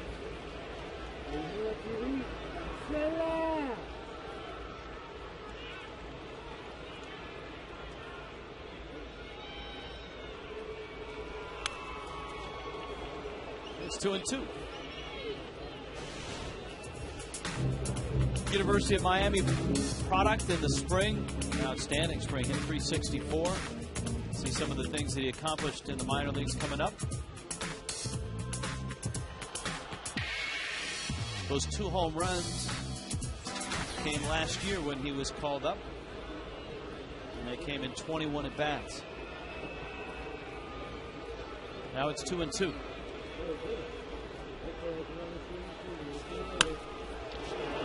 That one is just foul. I think one of the things you look for in a young player is adjusting and improvements. And I think Gabby showed everybody that this spring, given the opportunity to battle it out at first base with Logan Morrison. When he had the opportunity last spring, things didn't work out that well. But this year he took charge and had a terrific spring.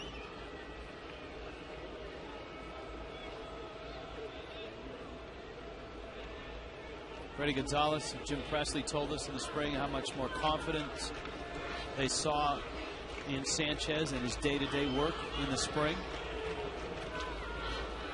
So much pressure on a young player when he goes into spring training as the favorite to win a job.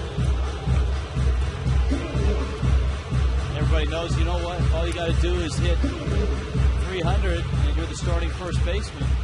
And last year was a real struggle for him in the spring. That's a heavy weight to carry, especially when you haven't been in the big leagues for an extended period of time.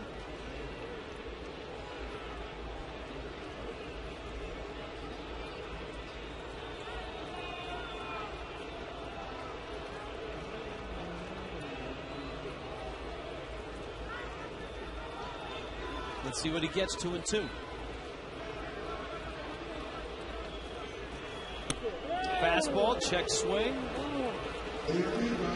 Did not go.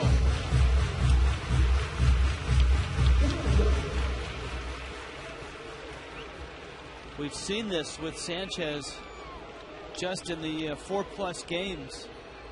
A lot of deep counts. A lot of pitches per at bat.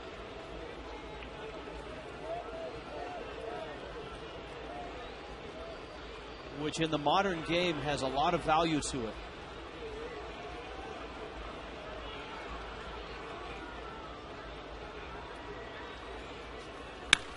That ball's driven deep left field. Get out of here.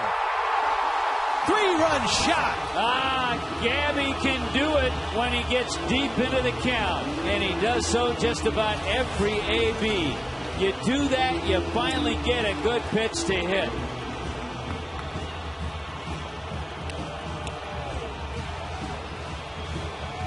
See what Padilla thinks about that fence delay now.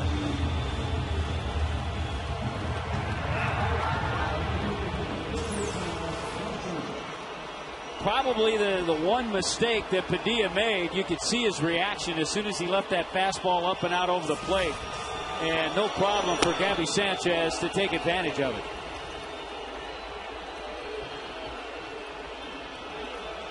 One 1-0 to Josh Johnson. Gabby hit his 2 home runs the tail end of last year. JJ smokes it up the middle, but that's where DeWitt was playing him. Such a beautiful, compact swing. Compact, short, he can get that pitch in, he can get to the pitch out over the plate. A thing of beauty.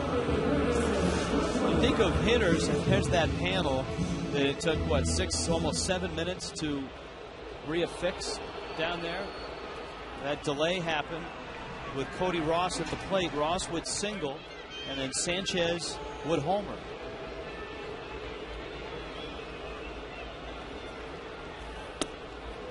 Coghlan swings and misses.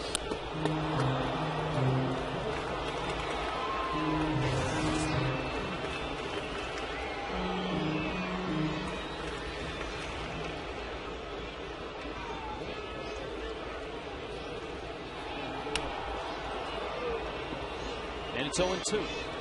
Speaking of young players and the young talent that the Marlins have, everybody's heard just about of Mike Stanton, the young outfielder who's in Double-A, starting the year Double-A.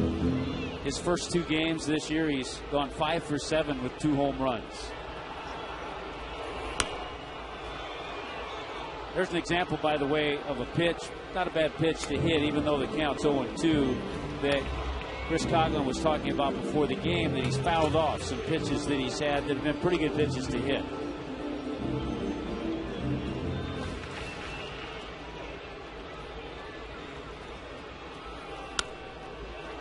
Fights that one off.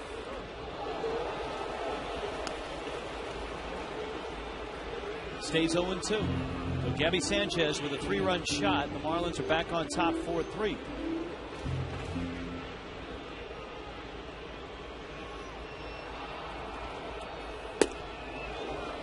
And down goes Coghlan. Long inning for Padilla. Big inning for Gabby Sanchez. A 3-run shot for the Miami native. And the Marlins take a 4-3 lead.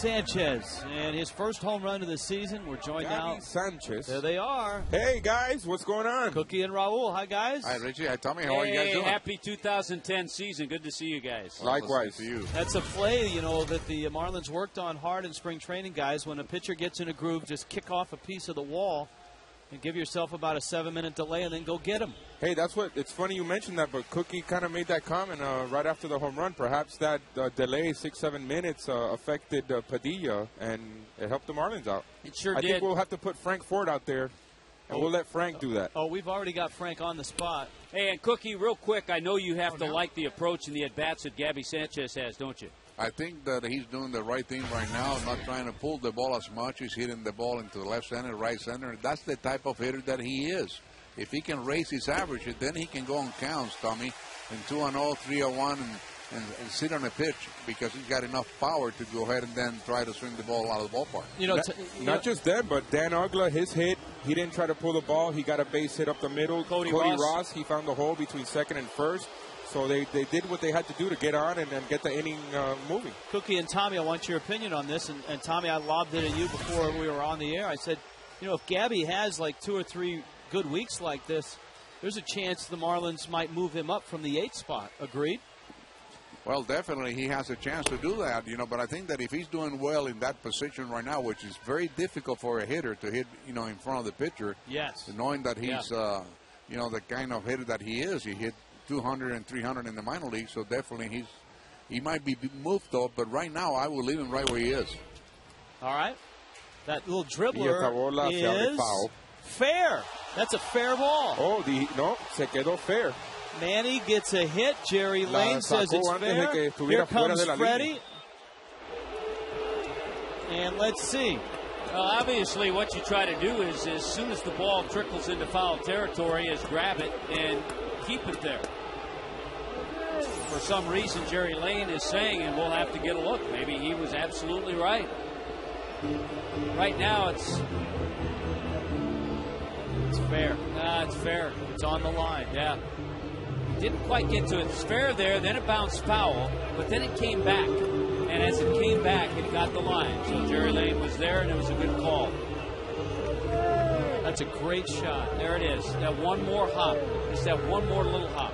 And by the way, I agree with Cookie. Unless whoever's hitting second is totally lost, because second would be a spot you could put Gabby. Unless whoever's hitting second is totally lost, you leave him there if he has success, because it's really important sometimes to get through that pitcher, get to that part of the lineup. And if the 8th guy continues to do what Gabby's been doing, that's good. And he's shown such great patience in that 8th spot, which you really have. It's amazing to watch because even veteran hitters have a hard time hitting in the 8th spot. Because if you took him out of that, your next question would be, okay, who's going to hit at 8th? Now Loney with one out and Manny at first. So Manny with a 45-foot infield single.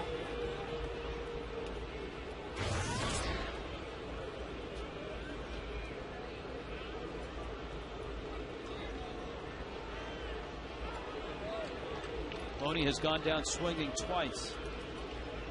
Big inning for Josh Johnson here. Marlins gave him a 1-0 lead. The Dodgers erased it with 3 in the 3rd. He really hit a rough patch at the back end of the 2nd and into the 3rd inning. He escaped the 2nd without a run, but not the 3rd. The Dodgers tagged him for 4 hits, 2 doubles, and 3 runs. Well, once again, a base runner, so base runners every inning against Josh Johnson.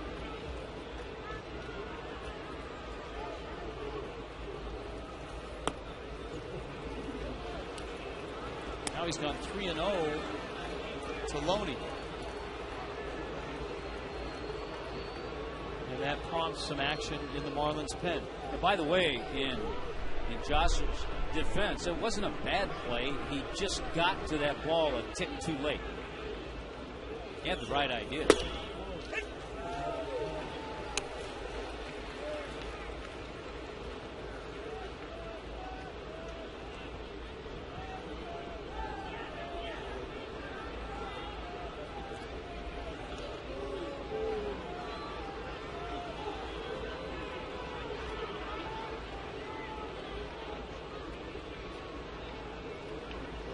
Did you see who is starting for the Giants tonight against the Atlanta Braves?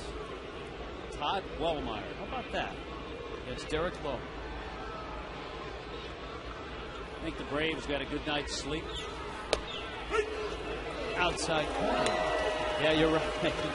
After the night game in Atlanta and then the 13-inning game in San Francisco. Did you ever read anything as to who Bochy may have pitched? Because he did use all of his bullpen. I think Barry Zito was the backup plan. So it was his day to throw, probably. I believe so. Yeah. I think they started Jonathan Sanchez in the game. Runner goes, and it's popped out towards left.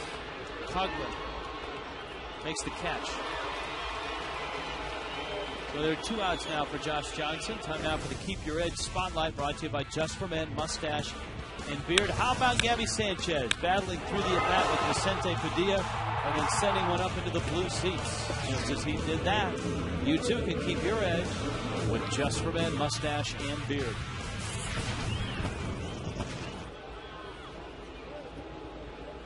So Loney has been a big out for JJ. He's been able to get him 3 times. Casey Blake has not been. 2 for 2, a single and an RBI double. If you think about some of the things in this game that have troubled Josh a little, it's that slider. That last one was a good one. We haven't seen a lot of consistent good sliders. He's had some that have been good. This is actually very similar to his outing in New York. He did say he worked on a little mechanical thing. He said it was so subtle you wouldn't even be able to spot it. He said he worked on something between starts, but this is a similar type performance that he had in New York.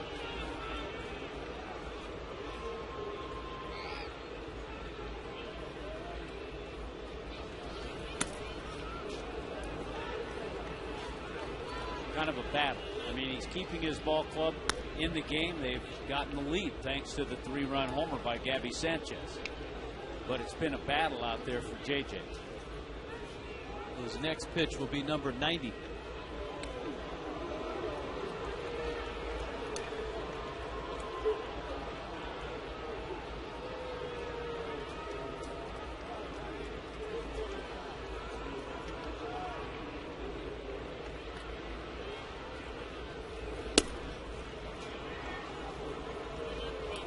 Three and one.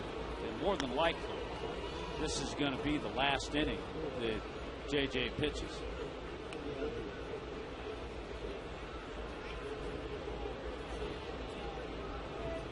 Blake DeWitt on deck. Casey Blake at the plate. Manny's at first.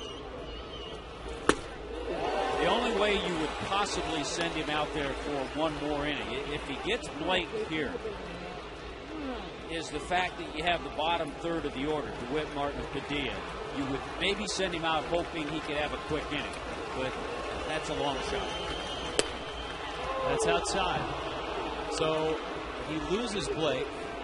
Manny's at second, and here comes DeWitt.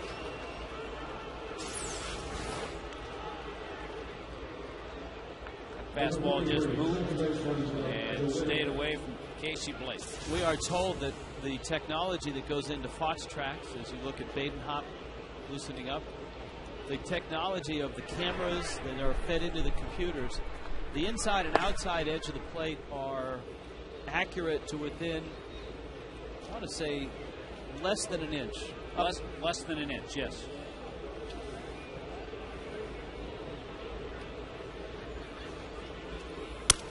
Broken bat, soft tapper. Hanley's got to go to first. He does. Gabby picks it and stays on the bag. Nicely done. JJ through the 5th, hangs on to the lead.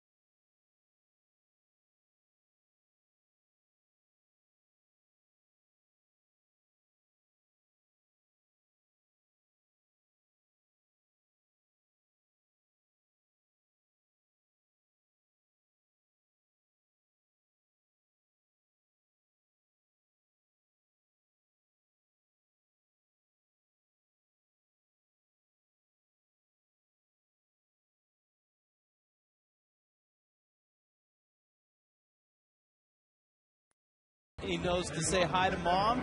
Yeah, you got Dad with him. They're enjoying it. They're having a great time. All right, let's check in with Frank Fort down at the right field foul pole. What's going on, Frank? Hey, guys. Well, they have reattached the pad. It is firmly secure. Normally it's held by rope. Apparently the rope broke, but now they've triple tied it. They've got it tied all the way around the pole. They've got it tied right here. There's a hole on the railing. And down below, there's also one of the, what would almost be a jack on a boat dock that they've tied it to. So it's triple tied. It should not come loose unless somebody's out here with a pair of scissors. So back to you guys. And, you know, you really don't know until you ask them after the game whether that delay affected Padilla. Because, Cody got the base hit, and then Gabby had the home run. So this maybe helped out the Marlins. Tommy was hoping for duct tape. Any duct tape out there? No duct tape in sight. By the way, there's a guy over here, Tommy, says you're his hero. So. Yeah. Hey, triple knots, that's always good. Remember triple when your knots. mom... This thing is triple tied. It should not come loose. Your mom used to say, now tie those shoes, get triple knots. They won't come untied.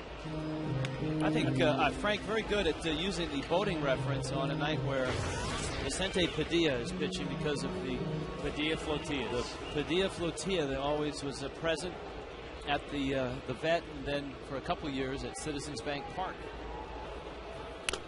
when he was a Philly. You know what always had a better effect, the Wolfpack, the Padilla Flotilla at the vet than at Citizens Bank. Although I must say, and I never had a chance to do a Marlins-Phillies game at the vet, the highlight for me was Fasano's Paisanos. Remember when Sal Fasano was the backup catcher and he bought his entire fan club pizza? Bought him pizza. Yeah. That's how you get a fan club when you're a backup catcher. And Padilla dusts off Cameron Maben with a nasty change. So what you're saying is we need to buy some of our fans pizza. You know, there was a nice woman last night in the hustle and bustle of opening night. There were so many things going on. You and I forgot to eat. I mean, you're getting pulled one way and the other, and we've got to do this. Opening day is usually meet busy, this person and get ready, and the big telecast and the big show. And we're looking at each other going, did you get anything to eat? I didn't. And then all of a sudden the door opens, and a fan had sent up a couple of those hand-carved turkey sandwiches. Oh, delicious. With the cranberry sauce. Whoever that was, thank you. We thank you. We were getting pulled every which way. They forgot to deliver the food to our trailer. Yeah, you know, I thought we were straight on this, that we would have Perrier, those little hot dog hors d'oeuvres, you know, the mini hot dog. Yeah. Didn't you get that in your contract? It's in mine. Nah. I did not look. And no red M&Ms, darn it. Well, I like the peanut M&Ms. Our trailer. Here's the 0-2. Check swing and a roller up the line. Never know where it went. Oh, man. It took a left turn, and once or twice a year you'll see that happen. We just saw the ball that Manny hit. It wasn't as an extreme angle, but it did roll back fair. See, now, if the padding had fallen off the left field wall, Manny might have walked through it. He used to take breaks in the Green Monster. Yeah, that's what I'm saying. Manny might have gone through it.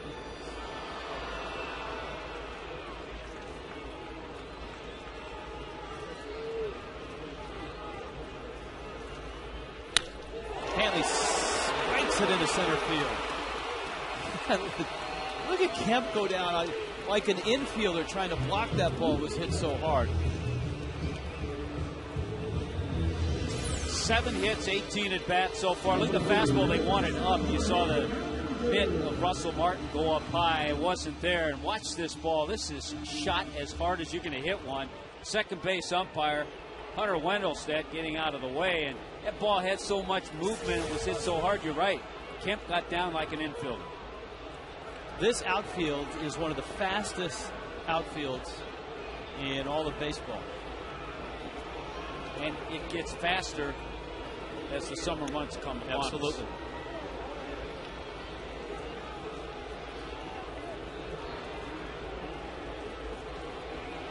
Cantu has struck out, bounced into a fielder's choice.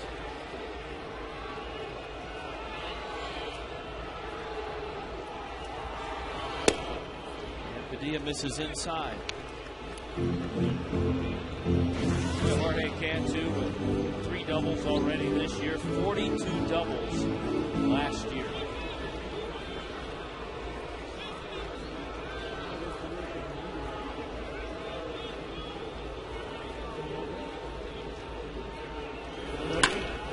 Hit hard into left field. And Hanley stops at second. Cantu, a solid single. Going to bring Uggla up, and Joe Torre, Jeff Weaver, and the bullpen.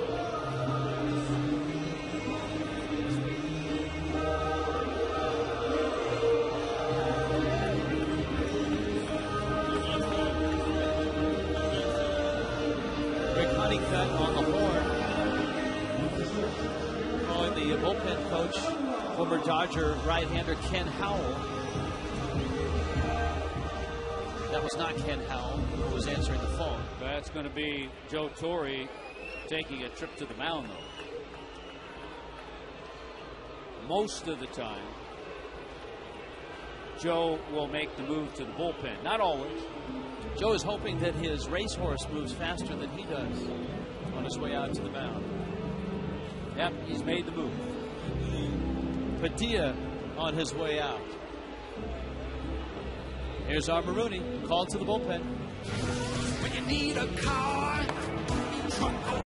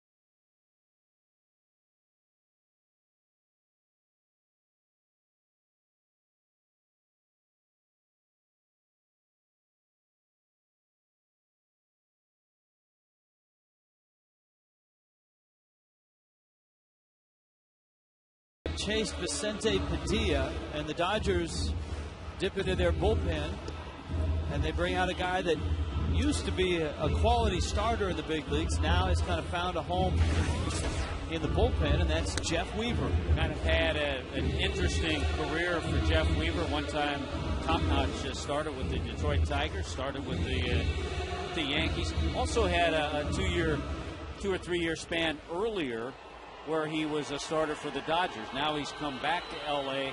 after stops in St. Louis and Seattle and works out of the bullpen. He can be tough. He can give you innings. He slings the ball. Good slider, good breaking ball. He drops down to right-handers. And he gave up one of the most famous home runs in Marlins history. Alex Gonzalez's extra inning home run to beat the Yankees in the World Series.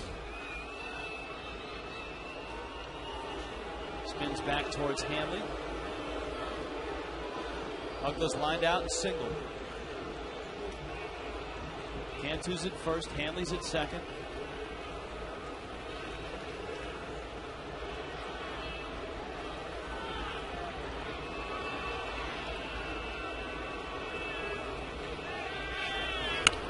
Little check swing and a tapper. Blake is going to have to hurry. He does, and he just gets Uggla. Hanley is 90 feet away. Cantu is out at second. Frustration from Dan Uggla. He didn't want to swing, tried to check it, but Casey Blake, who we've seen, did boot a ball in this series, but he's a very solid third baseman. Makes a good play there.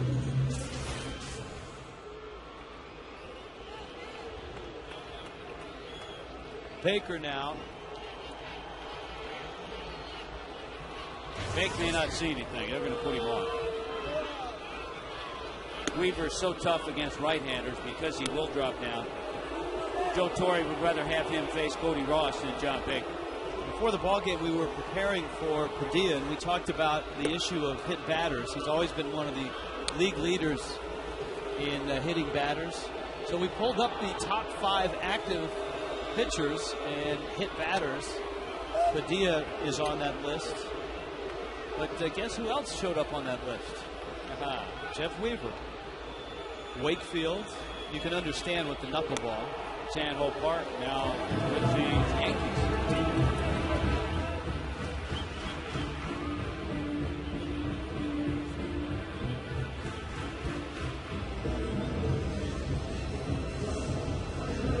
You look at the numbers. Jeff Weaver in his career has always had better success against right-handers. You see the numbers bear that out. How about CC Sabathia today? Speaking of the Yankees, Big CC had a no-hitter. Was broken up in the 8th inning by Kelly Shopping after 2 outs in the 8th inning. Tampa Bay. Breaking balls outside, and it's 1-0.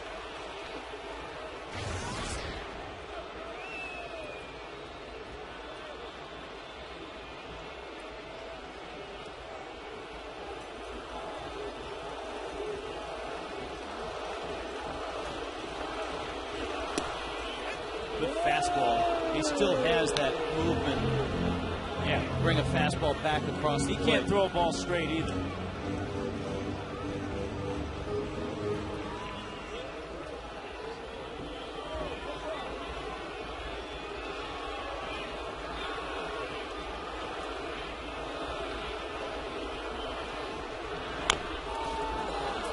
Russell Martin. It's a fair ball, and Martin, all he has to do is step on the plate and get the force out at the plate. So Weaver bails out Padilla. It's still 4-3 Fish. Yeah.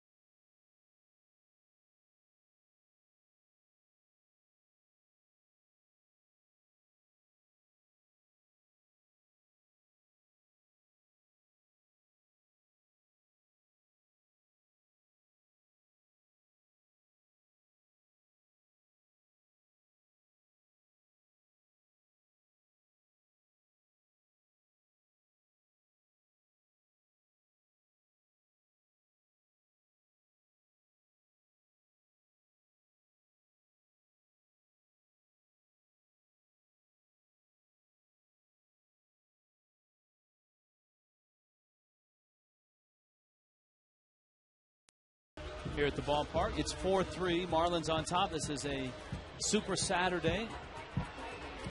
And the Hopper, along with the postgame fireworks, the new boys, Nelly, And a special appearance by the Hopper. Well, you talk about Super Saturday. It was a super appearance for the Hopper the other night in New York. 3 solid innings.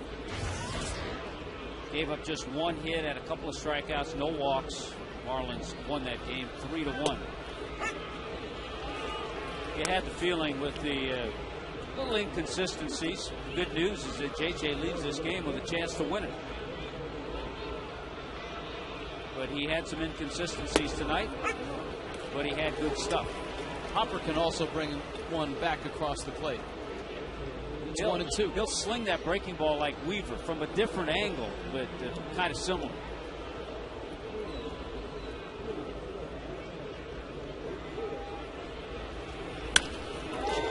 That one got swung back at him by Russell Martin.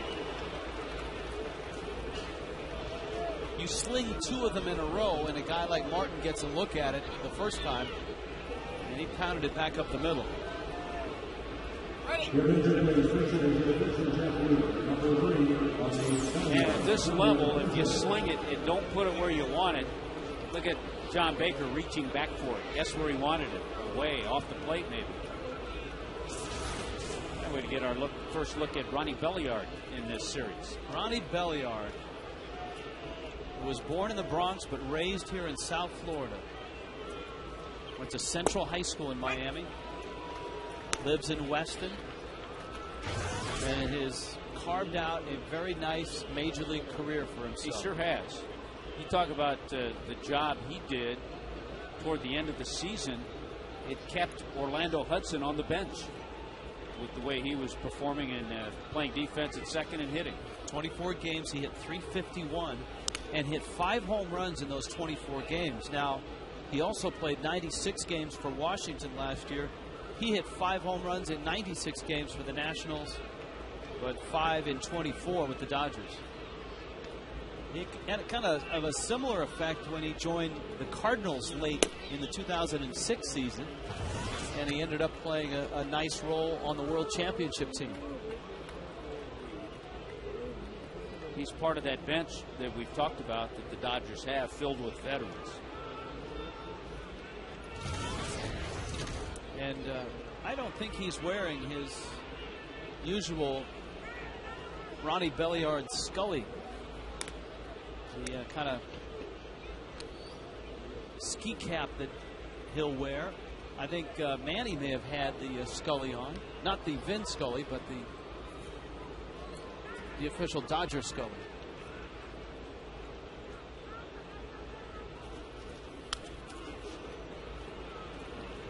He also, a lot of times that we see him, there's the official Manny Scully. But Ronnie Belliard, a lot of times, will have those pants hiked up, and you see a lot of look with the sock. How about all those they sold last couple of years at Dodger Stadium? Yes. I think that would be a good look for you. Well, it might for me, but not for Vin. Broken bat. Hopper spins. Whoa! Uggla stayed on the bag and gets the out. The Marlins are fortunate to get that out at second base. Normally, Burke Badenhop pretty good at making that play. He turns. He got it quickly. He's thinking about 2. If the throw's on the other side of the bag, great effort by Dan Uggla to catch. Foot's on the bag. See that right foot? He was able to keep it on the bag and at least get the out. The throw's on the other side, a real good chance the Marlins are able to turn to double play.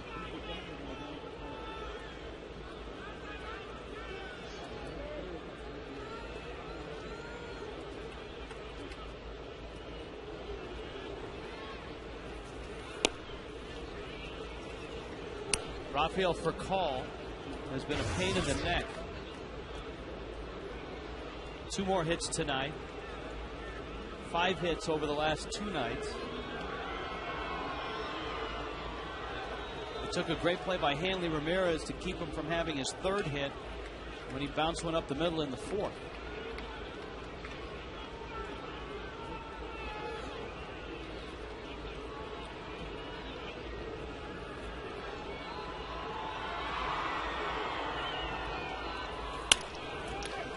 Hopper gets Try it another again. chance. Whoa, there's nobody there. Yeah, There was no one covering second base. That's why he pulled the string on the throw. He was ready to wheel and fire to second base. In hindsight, what he has to do is just that. Go ahead and wheel, throw to second base. One of these guys is going to get it.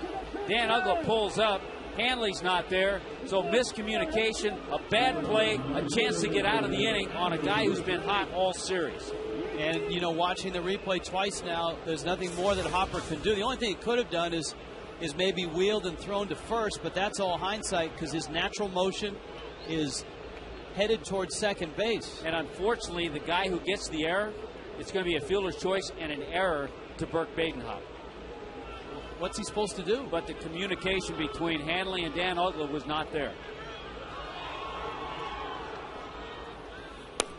See, I don't think you give an error in that situation because there's nobody at the bat.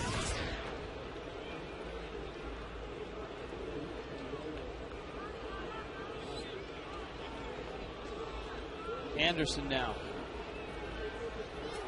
Kind of goes back to what we were saying. If you have shaky defense and your bullpen gives you trouble, close games, you're not going to win a lot of them. And the other teams are just going to want to keep it close. You got to make those plays.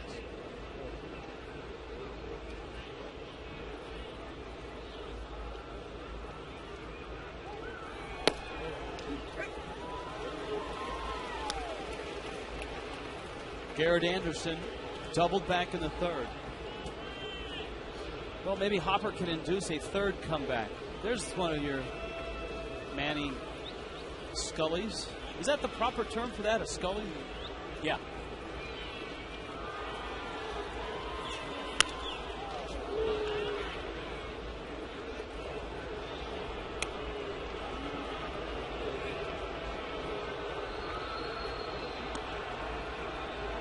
He's got the Manny hair. I don't think he's on fertility drugs, though. See, there is a difference, and it took me a little research. I remember when I first heard these terms. A little difference between a do-rag and a scully. What is the difference? A do-rag's just a rag, like a kerchief that you tie in a way around your head. He got another one.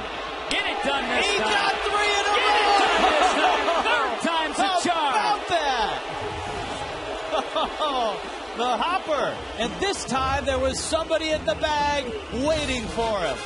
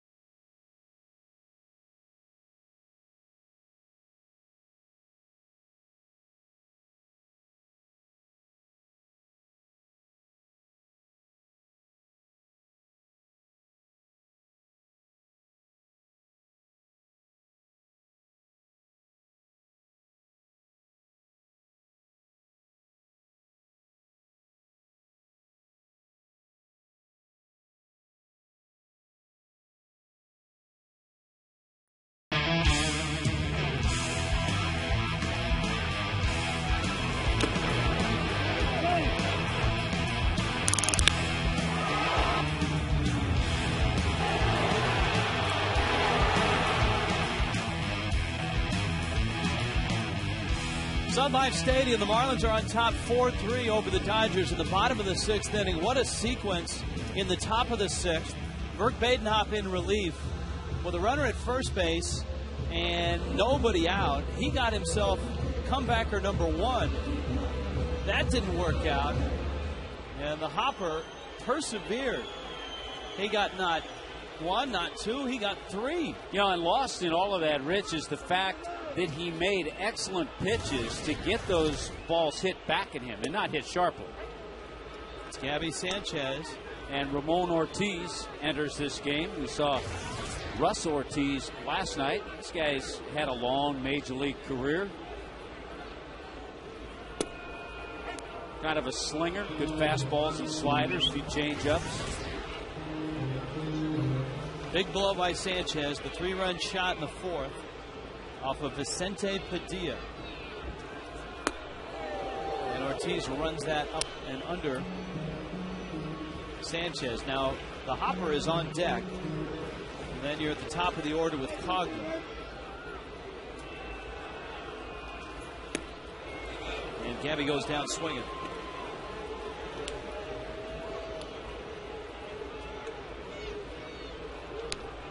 Ortiz, much like the guy he replaced, Jeff Weaver, the guy who has known success as a starter. Think about it. The 3 of the guys that Joe Torre has in his bullpen have had success as starters. We saw Russ Ortiz, 20-game winner one time.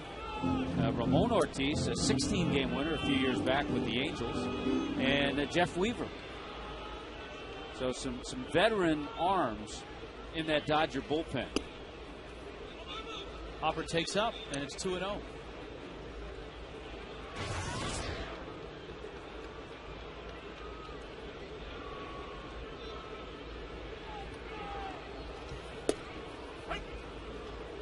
At the knees.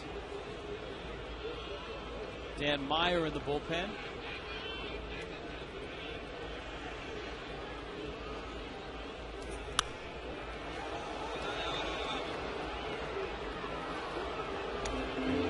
Count 2-2.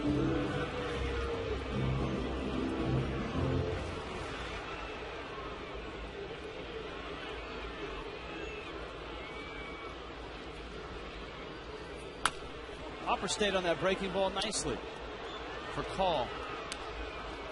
Throws him out. All right, here's the sequence. Runner at first and nobody out, and you're thinking, get yourself a comebacker and get a double play. There it is. Got it. Threw wide. Good play by Dan Uggla to hang on. Got another one. This time nobody's at second. He lollipops it. Everybody's safe. One more time. Back to the mound. Right to Hanley. Chest high to get the double play. Perseverance. Coghlan now. Chris Coghlan is 0 for 3. And he fouls it off.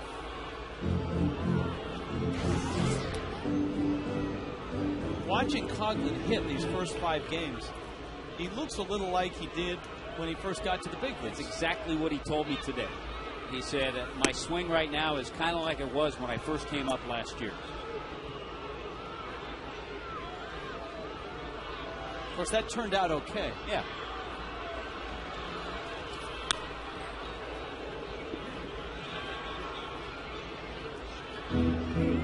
The hardest thing when you're having a little trouble with your swing and not off to a good start, the hardest thing is to stay patient, stay swinging at pitches in the strike zone, and not get too anxious.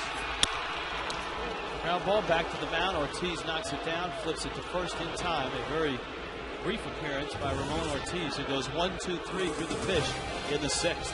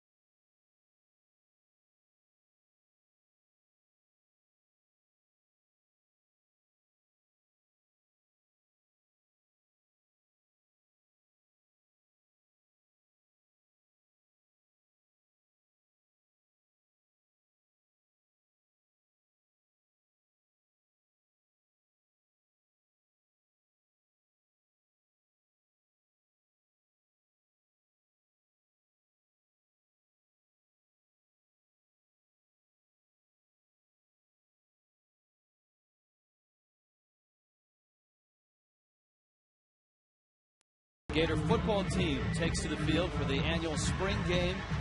It's this weekend. The orange and blue debut. It's presented by Scott's. Sunday morning at 9 on Sun Sports. Get ready for another great season. Scott's, official lawn and garden company of the Gators. How is our producer, John Stolzer?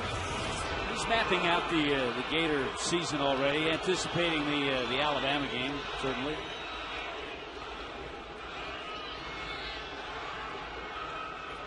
Matt Kemp will lead it off. The hopper. For a second there, we had a little delay in right field. I thought we had wall issues again, but just to think a beach ball had come onto the field. Those were ball issues. Yeah, ball issues, not you wall get, issues. You get at Dodger Stadium a lot. All the time. A lot of beach balls.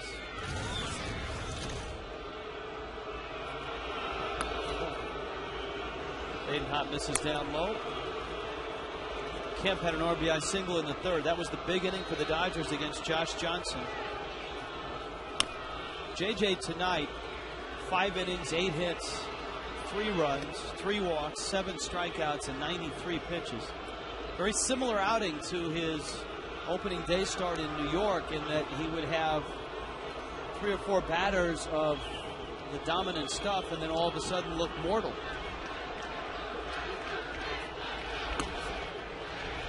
After the leadoff double to start the game by Foucault. Back-to-back strikeouts, Garrett Anderson, Matt Kemp, and then got Manny Ramirez on a ground ball. He was pretty dominant in that first inning.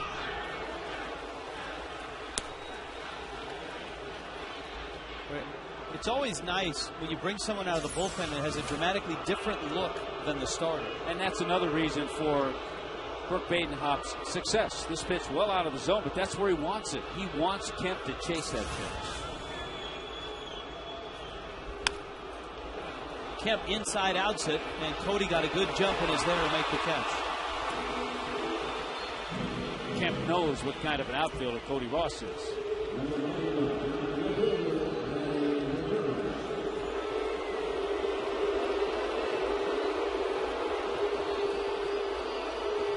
Here comes Manny.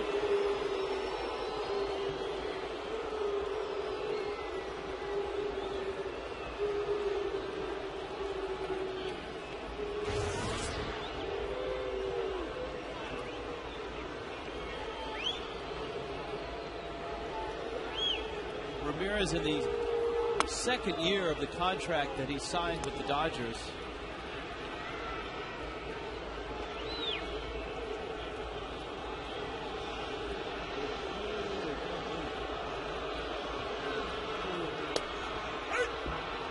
On paper, it's a $20 million season for Manny, but Manny's money is deferred all the way through 2013. He's making just $5 million this year.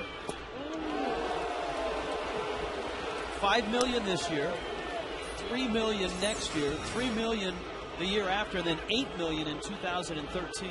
And there are a lot of people, and I think most, that feel this is probably Manny's last year as a Dodger. And one of the points the third base coach, veteran baseball guy Larry Boa, made is that the club played well last year without Manny. Cantu kicks it, spins, throws. That's a great job of staying on it by Jorge Cantu and not panicking. He didn't panic, number one, because he knows Manny doesn't run that well.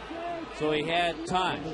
He's able to get there, and as soon as you pick up that ball and then whirl toward first, you have to pick up the target. He did that too. As soon as he turned completely around, he saw first base.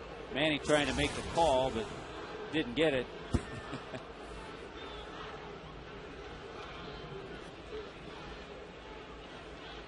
So Manny's got $15 million coming to him after this season, regardless of if he signs a new contract with the Dodgers or somebody else. The Dodgers have That's a good feeling. They've deferred that money. And we told you last night the Dodgers are still paying $7 million to Juan Pierre this year. They owe $13 million to Andrew Jones through 2014. Uggla on his knees. The hopper 1, 2, 3 in the 7th with some help from Dan Uggla. And the Marlins lead the Dodgers 4-3.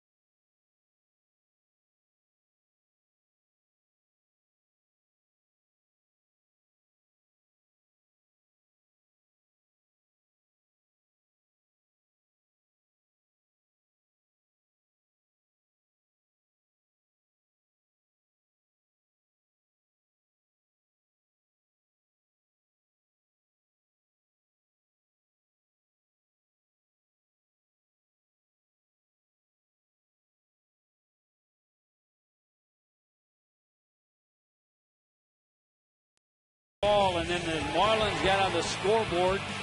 A double by Hanley Ramirez. In the 3rd inning, the Dodgers started to put something together. Garrett Anderson with a base hit, chases for call to 3rd. Matt Kemp with a nice bit of hitting, sends it into right field. Manny gets a sac fly. The Dodgers led 3-1, but that was erased in a hurry. On a 3-2 fastball that was up, Gabby Sanchez, first home run of the year. All of a sudden, 4-3 fish. That's where we are right now. JJ would go 5 innings. The Hopper has gone 2. And the Marlins try to add some runs here. Maben squirts it off the end of the bat out towards DeWitt, who throws him out. Ramon Ortiz into his 2nd inning in relief. Now Hanley and Cantu will come up. Jeff Weaver got 2 outs in the 5th. Ortiz came in, worked a 1, 2, 3, 6, and now he's retired all 4 that he's faced.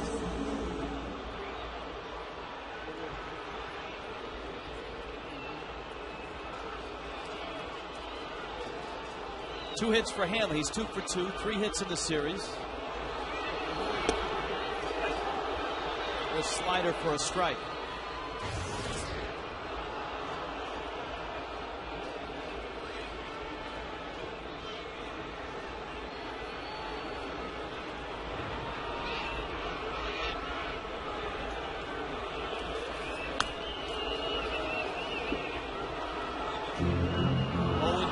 Tim Wood in the bullpen.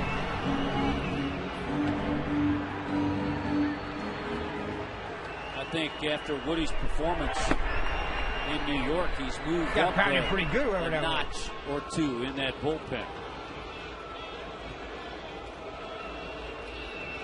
That's why, again, to just refer to what we've said a lot, the first few weeks of the season, kind of a feeling out process. You have to earn those spots. You can't just be awarded, okay, you're going to be this guy, you're going to be this guy. You got to earn those spots.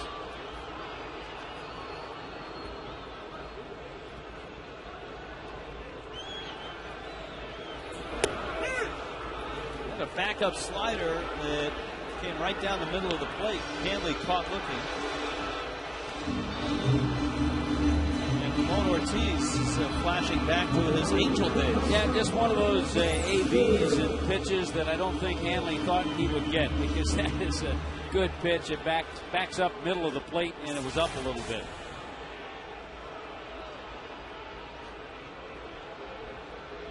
Cantu now, he's singled in the 5th.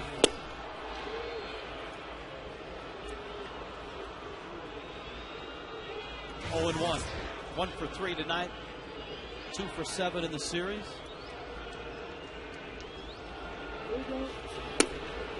Tommy's been tracking that Philly-Houston game.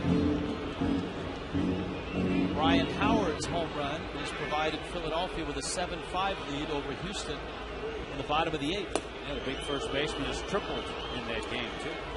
Other teams in the National League East, Atlanta and San Francisco, about to get underway. And the Nationals beat the Mets. John Lannon beating Oliver Perez 4-3.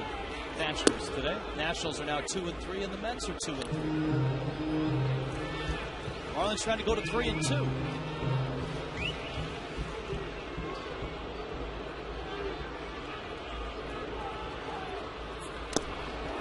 Down goes Cantu, and Ramon Ortiz is untouchable.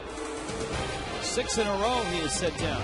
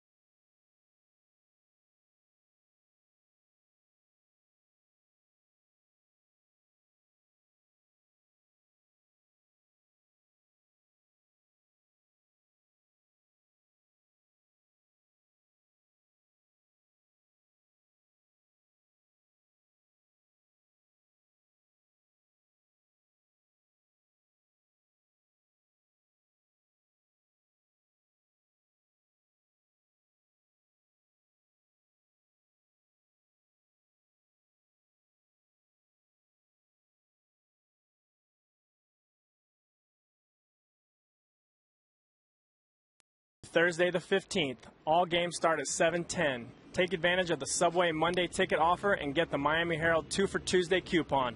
Call 1-877-MARLINS today or visit marlins.com for details. Marlins baseball, serious fun. Get in on it. Our hats off to Cody Ross and his work tonight. Good job, Cody. It's series with the Reds. Johnny Cueto, Bronson Arroyo, Homer Bailey, and Aaron Harang, the 4 pitchers the Marlins will see.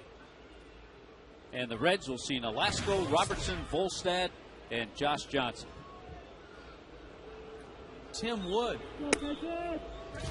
faces Casey Blake.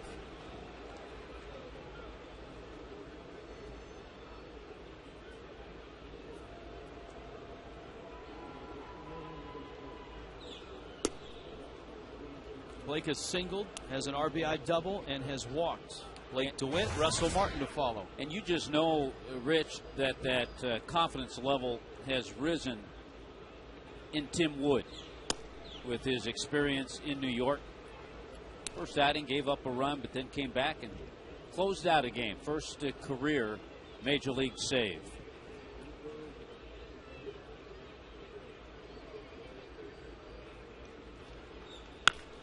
That ball is smacked foul. You just read 4/5 of the Cincinnati Reds starting rotation. The one name you left out, Mike Leake, the first-round draft pick out of Arizona State, starts tomorrow. And he is one of the few players to go straight from college to the major leagues without a stop in the minor leagues. The last guy to do it was Xavier Nady. And even Nady went back down the next year. Uggla around it to first, not in time. Sanchez tried to sell it at first, but the first base umpire, Mike Winters, would have none of it. That's something that Gabby's working on, though. The entire infield actually worked on some drills earlier today. But remember, we had some situations where Gabby Sanchez wasn't really reaching out and stretching, but he's done a much better job over the last couple of games, the 2 games in this series.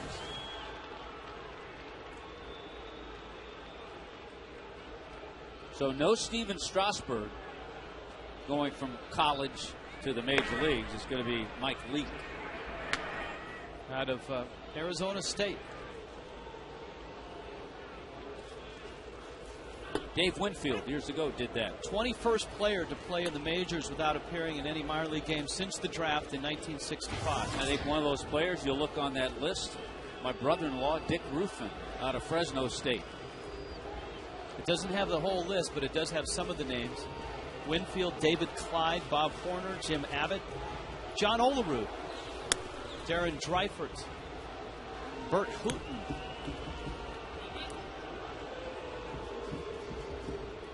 But we can add your brother-in-law there as he's well. on that list. He'll probably be ticked that he's not on that list you read. Well, it's a short article previewing the game. I don't think they had enough space to bring all the names out. A little hit and run action with Blake on the move and Blake swinging. Casey Blake and Blake DeWitt. Great story on Blake DeWitt. Joe Torre said he's one of those kids that you love to root for because of the way he approaches the game. Last year he was up and down a number of times, handled it well. Joe Torre said Ned Colletti, the general manager, the two of them called Blake DeWitt in the office April 1st. And they said, you know, because of a numbers game, you have options. We've got to send you back to Albuquerque. They said he didn't blink. He just said, okay. Then they said, hey, do you know what day it is? He said, no. They said, it's April 1st. We're just kidding with you.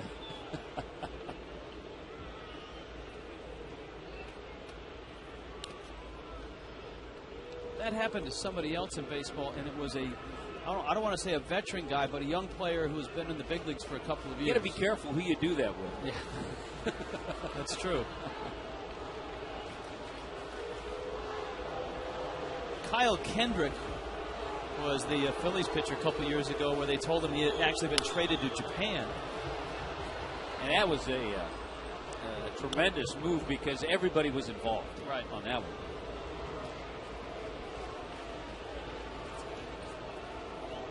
And as a young player, you don't realize that you can't be sold to a team in Japan unless you give your own permission. But he didn't realize it.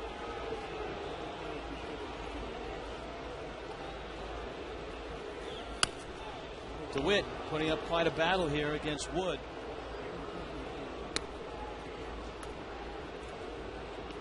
Tim Wood out of Tucson, Arizona, 44th round draft pick.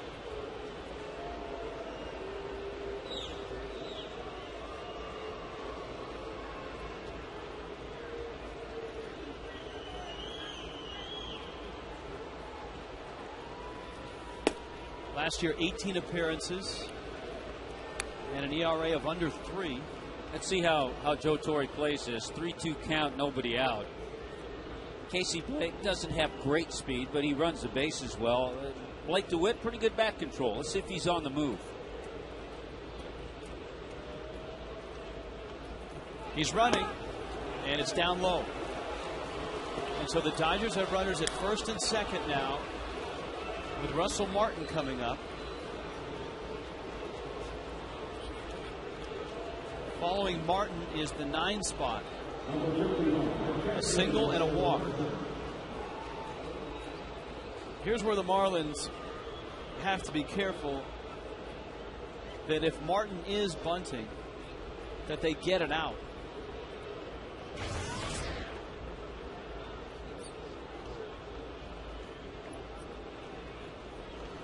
No one has emerged on deck, but as Tommy's pointed out, Joe Torre has a pretty deep and pretty good bench. It looks like Andre Ethier has emerged on deck. Martin tries to bunt and fouls it back.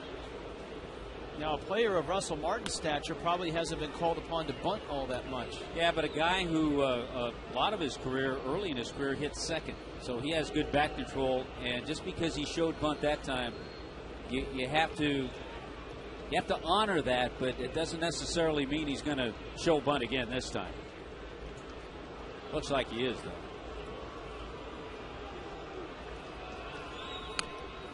Drops it down. Sanchez picks it up, makes a nice play to first. So the Marlins get that out. And now with Meyer in the bullpen, the Fish are going to wait to see if Ethier is for real or whether he was a decoy. He has a sore ankle. Was listed as day-to-day. Freddie is waiting and watching.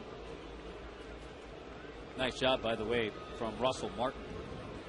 Now Ethier, he stopped and he's looked back. And Joe Torre says, go ahead. Now he's been announced, and now Freddie can counter with the lefty.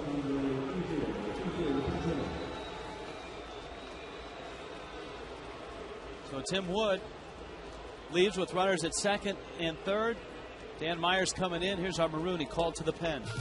When you need a car, truck or van, who you gonna call? Marooney!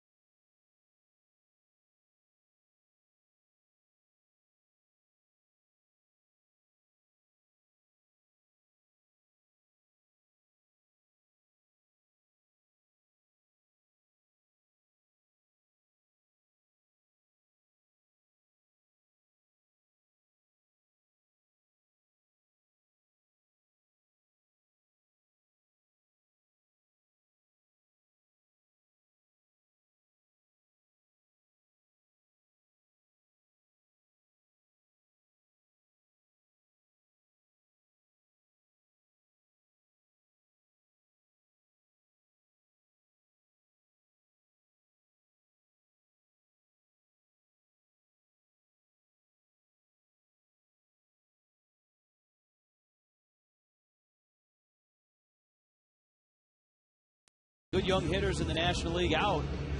And that's Andre Ethier, who twisted an ankle in Pittsburgh. Didn't play last night. Wasn't in the lineup tonight. His career pinch hitting numbers, not bad. He's done it with some success. Couple homers and 9 RBIs. Ethier last year, a big season. 31 homers, 106 driven in. He had a very good postseason as well. Hit 3 homers in the postseason. Lefty on lefty here. He's always been a little better against the righties. His career average coming into this year, 304 against right-handers, 252 against lefties. Hit just 194 against lefties last year. Infield is back. A ground ball, in all likelihood, ties this game.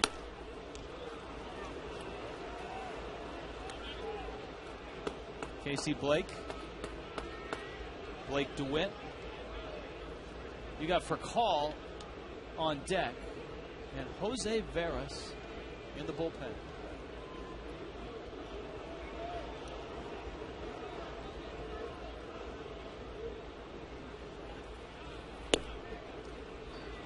Didn't bite on the breaking ball, and it's 2-0. It's always fun to see different players who came out of good baseball factories in college, and Andre Ethier out of Arizona State.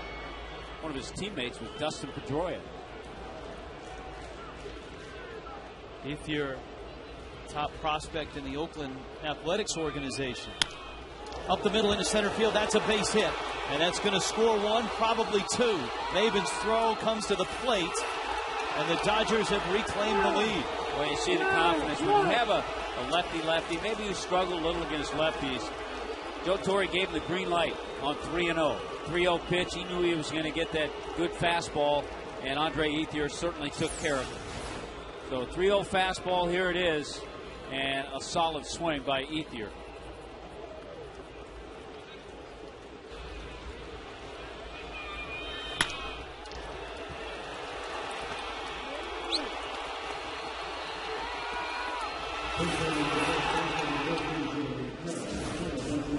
And Ethier is going to leave with that sore ankle. That worked out quite well for the Dodgers because Ethier is still slowed up, but a chance to use his bat. And the Marlins bullpen coughs up 2 runs here in the 8th inning. Defense and bullpen. If it struggles, you're not going to win close games.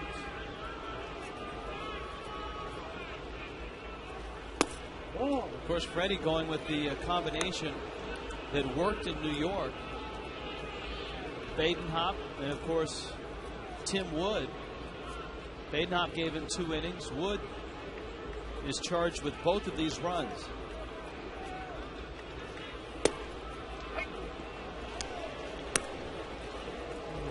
Of course, another stat that you look at as a reliever is how you do with inherited runners. And that's not been a strong point for the Marlins bullpen this year, especially for their lefties, Raniel Pinto and now Dan Meyer. Well, we told you earlier tonight, coming into the game, the Marlins had given up 21 runs. 13 of those had been from the 7th inning on. So you could tack on a couple more to that number tonight. So that's 15 runs in 5 games that have come from the 7th, 8th, and 9th innings. Right. 4 extra innings.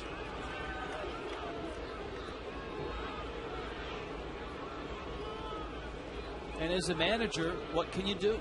I mean, you have to put the guys in you have. You can't throw the hopper every night. Tim Wood was good for you the other night.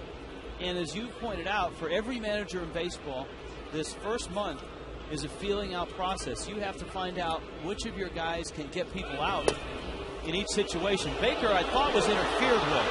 That ball ends up in center field. It almost looked like Baker made contact with the hitter, and he and Jerry Lane are having a conversation, and here comes Freddie.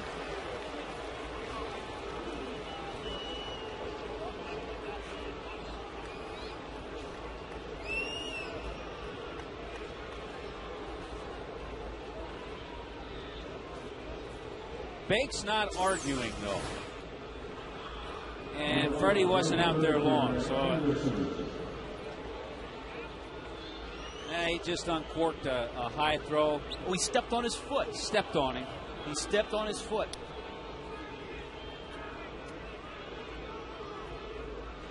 And Freddie saw it right away. But there sure wasn't much of an argument between Bake or Freddie.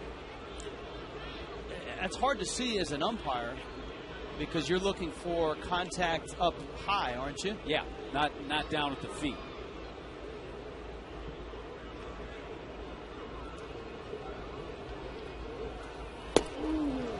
Meyer's going to have to get another quality left-handed bat out in Garrett Anderson.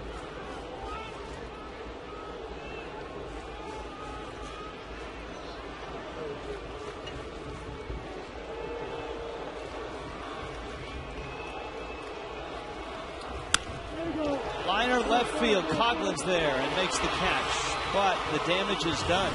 The Dodgers erase the lead and take one of their own. 5-4.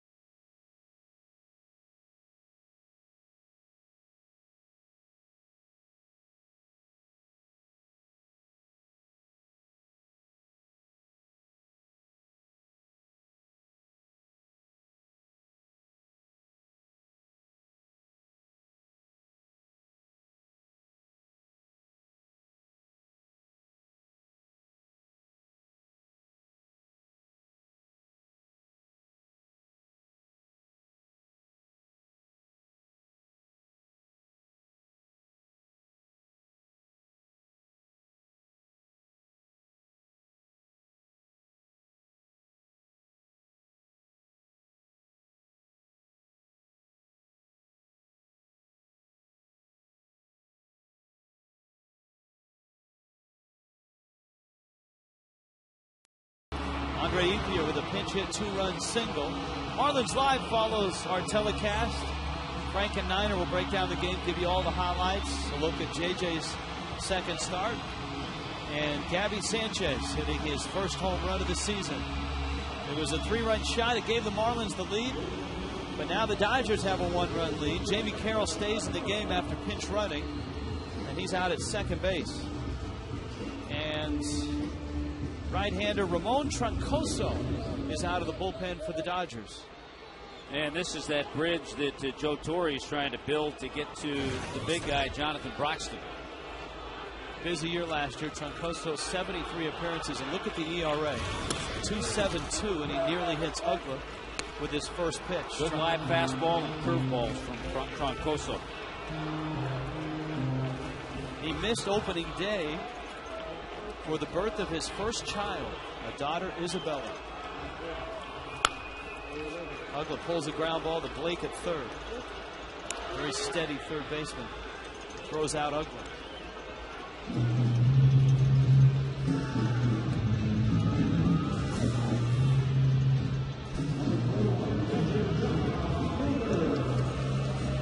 Troncoso, you saw that ERA. He was even better the last third of the season. His final 34 road appearances, his ERA was 0.84.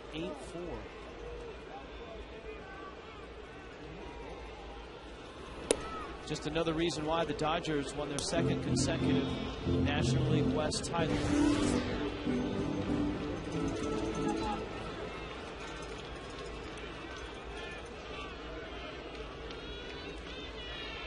Baker, then Cody.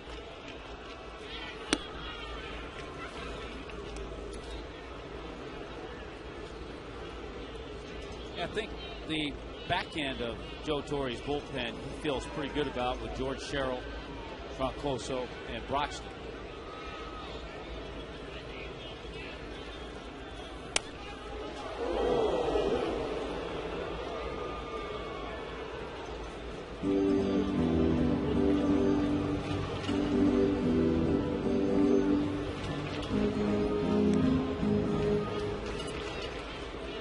Sherrill with his jacket on. We saw Broxton, the big fella next to him, finish off last night's game.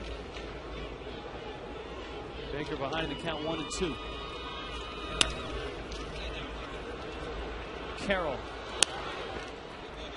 The bullpen for the Dodgers has been outstanding. Ramon Ortiz, 2 scoreless innings. Now Troncoso gets the first 2 outs of the 8th. Our Geico quote of the night from Joe Torre: it makes all the difference knowing if your starters go 6 innings, you've got a good chance. I really just have to manage the 7th and the 8th innings.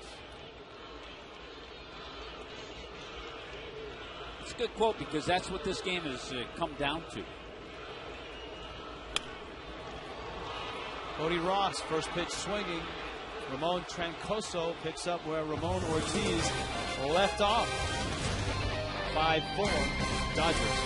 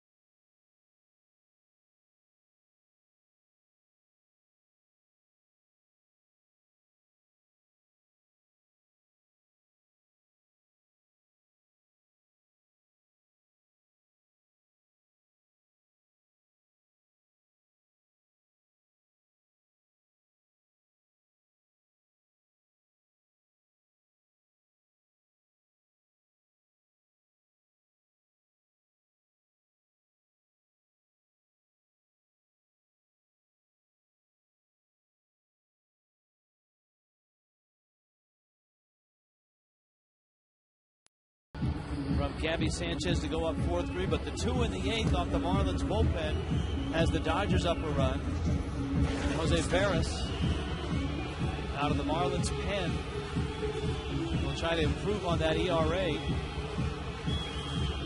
And the tough part about the Marlins bullpen, you mentioned it, the 6th and 7th innings by Burke Batenhop, scoreless innings. The Dodger bullpen tonight, 3 2/3 innings, no hits, just 1 walk and 3 strikeouts.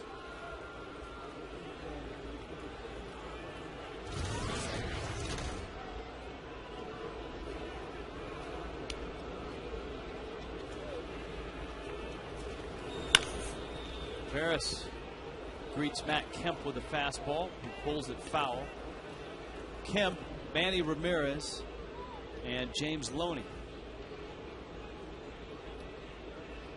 The other option Joe Torre has. He really, if you think about it, has 2 closers down there with Sherrill and Broxton. Sherrill, who did a very nice job of that in Baltimore before he joined the Dodgers.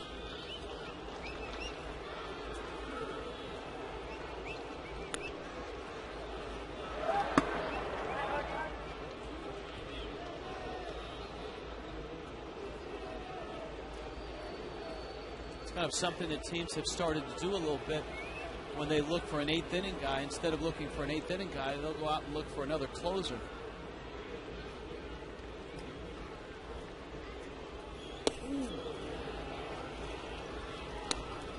The Mets tried that with J.J. Putz. And of course, he was injured most of last year.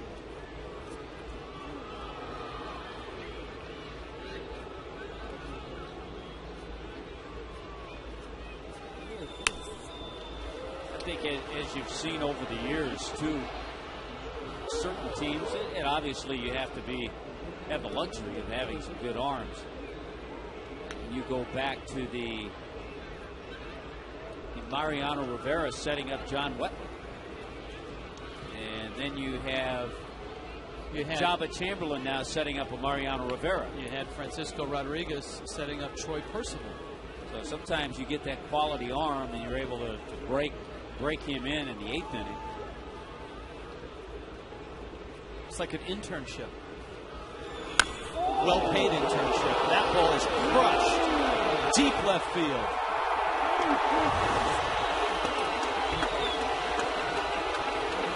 And the Marlins bullpen continues to struggle.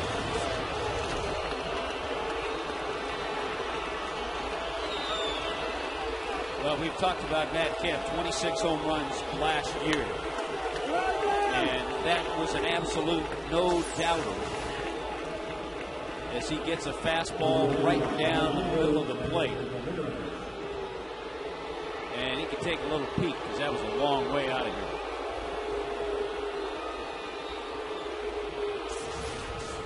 That guy had just the right seat out there.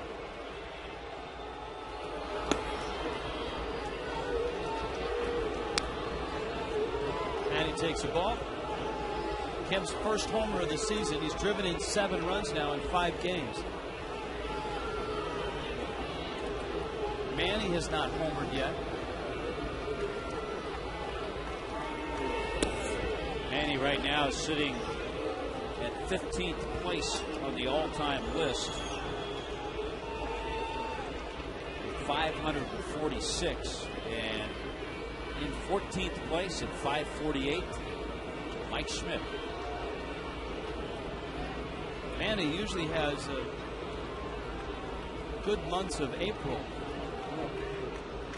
He is second on the active April home run list. 85 career homers have come in the month of April. The only guy that's still active that has more April homers is Ken Griffey Jr. with 90. Alex Rodriguez is 1 behind Manny with 84 homers in April.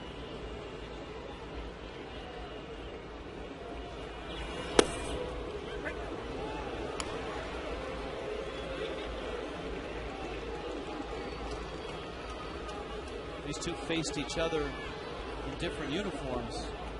Veras with the Yankees, Manny with the Red Sox.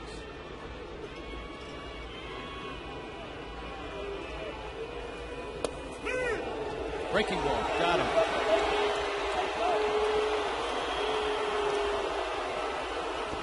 So Manny goes down.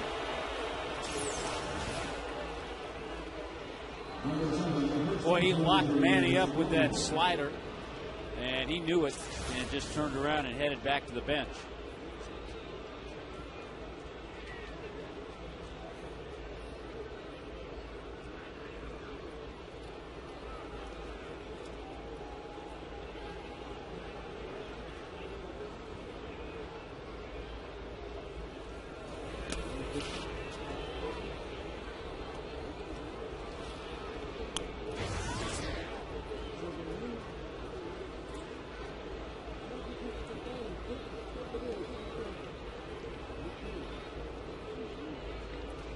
Here's James Loney.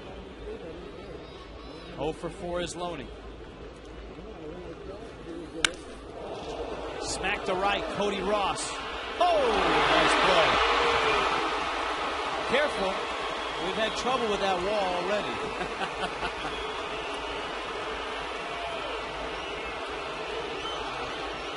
He gets such good jumps out there. That's not an easy play. Directly over your head and stunned. Good jump. If he doesn't get that first step, good jump, he doesn't pull that one down. And watch out for the wall.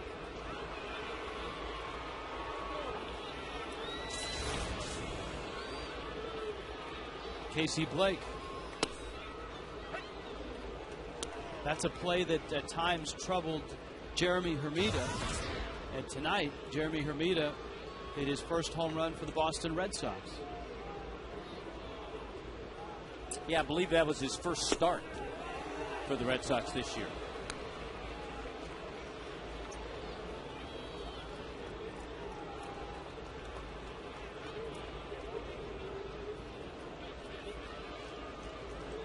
Red Sox playing at Kansas City.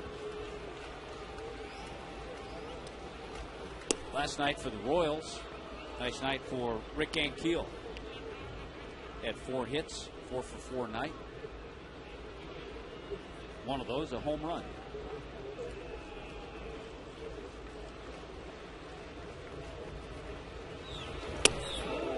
Runs inside on Blake, and it's 2-2.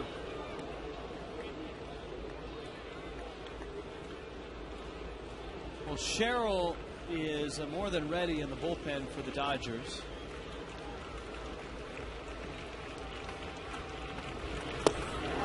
Veras with a slider gets Blake, but he gives up a long home run to Matt Kemp, a big insurance run for Los Angeles.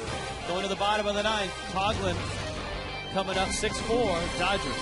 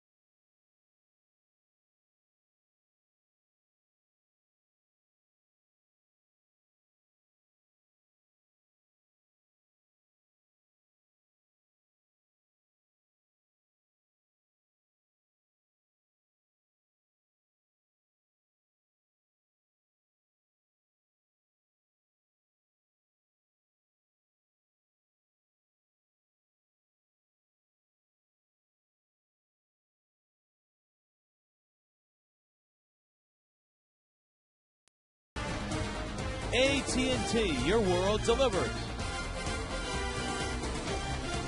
The Marlins find themselves in a familiar position. Last night they had to come back and couldn't do it. It was a much bigger hole last night.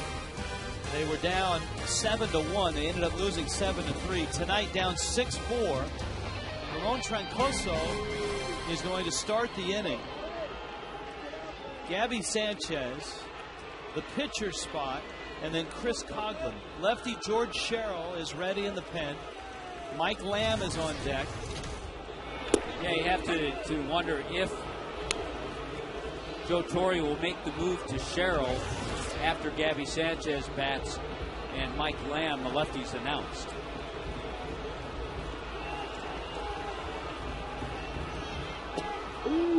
Breaking ball is down low.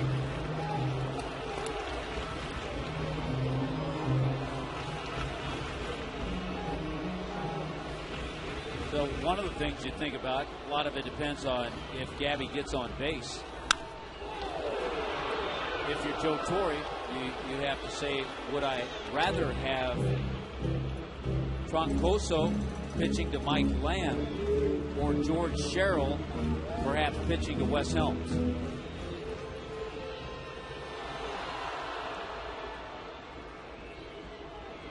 And if you bring Sherrill in, then obviously you leave him in there to face Coughlin. Gabby hits a pop-up on the 1-2 pitch, and it's into the seats. The fourth inning, Sanchez had an outstanding at-bat against Vicente Padilla. He worked a full count and then put one in the blue seats. Remember, that inning all happened after there was a 6-minute delay trying to fix the padding down the right field line.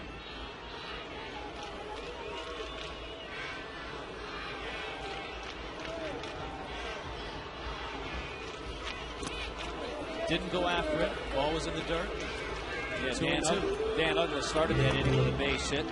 Cody Ross had a base hit while they were trying to attend to that piece of padding and finally got it secured to the foul pole.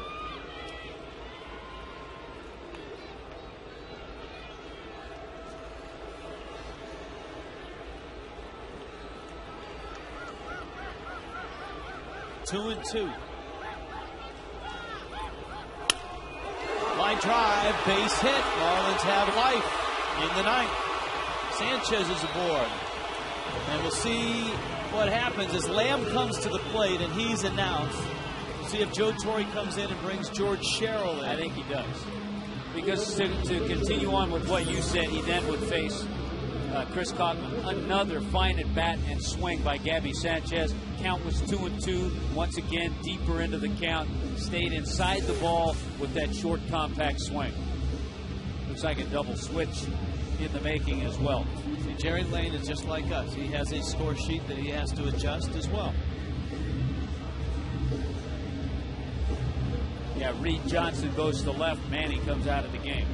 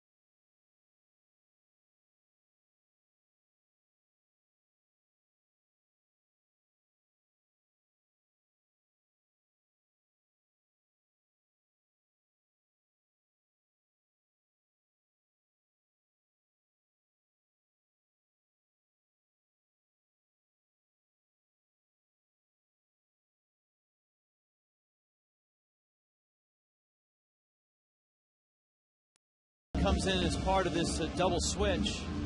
And George Sherrill, who was absolutely brilliant for the Dodgers last year. Now, those numbers reflect both Baltimore and Los Angeles. With the Dodgers, he was 1-0 with an 0.65 ERA in 30 appearances down the stretch. He was 0-1 with a 2.40 earned run average for the Orioles. Yeah, before coming to the Dodgers, 20 saves with Baltimore, 31 the year before. Well, interesting delivery from George Sherrill. He's not an overpowering guy. You know, he stands way on that first base side of the rubber, but he hides the ball very well. Almost quick pitches Wes Helms, and he misses inside with a breaking ball. Got a breaking ball, a fastball. The pitcher that he reminds me of when I see him, you have to go back a few years into the 80s with the Mets, is Sid Fernandez. He certainly has Sid's caboose. West fouls it back. This was last night. Helms delivering against the hard-throwing Jonathan Broxton. An RBI double, a two-run double.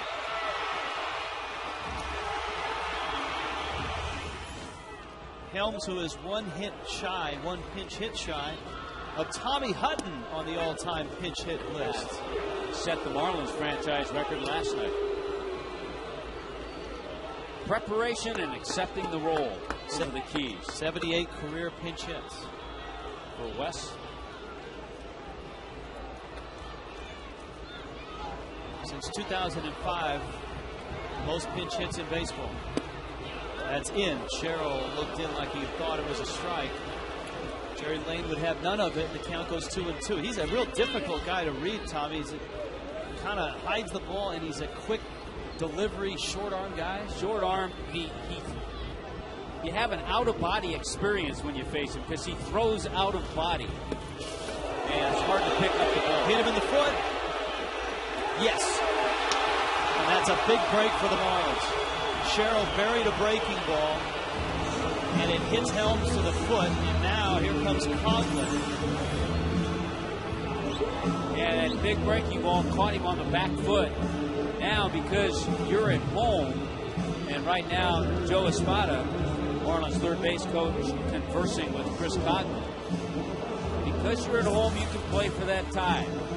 So an opportunity will probably, you have lefty against lefty, look for Cogs to drop down a sacrifice bunt. Bonifacio is going to come in and run as the potential tying run, and he'll pitch run for Helms.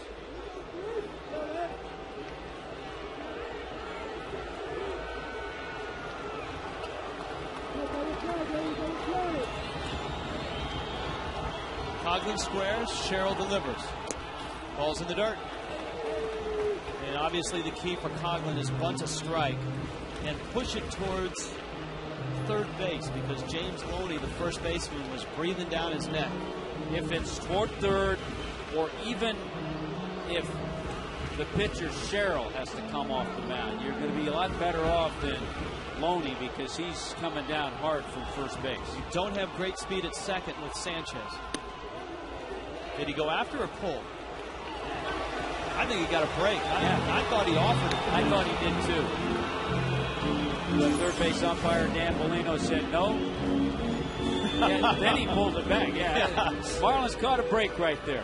So take advantage of a break. That's a good sell job by Coughlin. Now you can really zero in on a fastball to bunt, because that's what you're going to get. Make sure it's a good one. Ooh, wow. He got another break. It's 3-0. Well, I'll tell you what, that pitch has to be in Fox tracks. Yeah. So Chris Coughlin and the Marlins have gotten a couple of breaks, and right now Russell Martin out to talk with his left-hander because he's flustered. Ronnie Paulino is on deck, and nobody in the Dodger bullpen, which means it's Sherrill who's trying to save this game and not Broxton.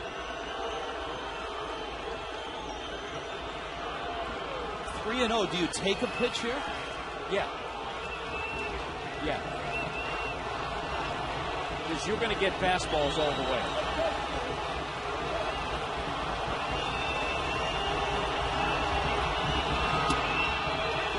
There's the strike, and it's 3-1.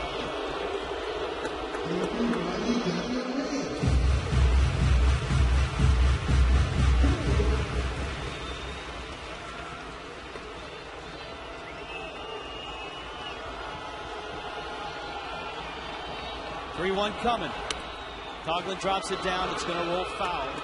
Now it's 3-2. Is he swinging? I say yes. I think he's going to get another fastball.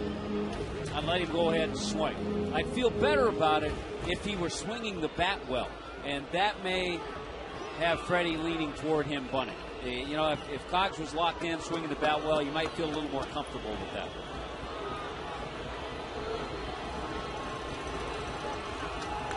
Not bunting. Down low, ball 4. Bags loaded.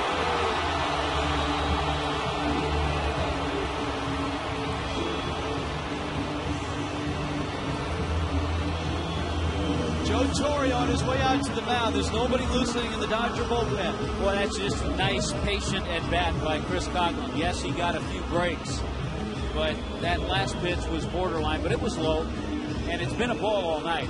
You got a feeling he just doesn't want to use Broxton, or he would have him up. So you got Sherrill, who was so good last year against righties and lefties.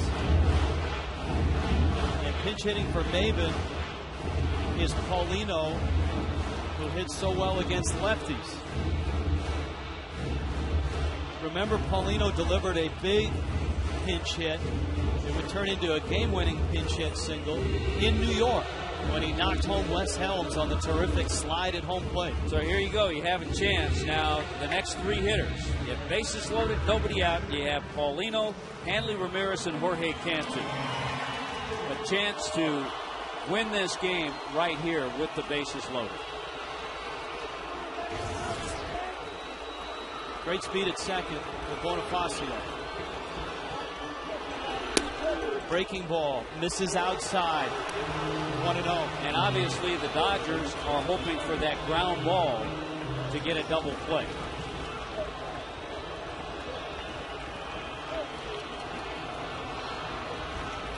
Paulino tried to center field and deep. Back goes Kemp to the wall. He reaches, it's off the wall. 1 run will score. Here comes Bonifacio. Coughlin around third. They'll stop him there. It's tied. Paulino delivers.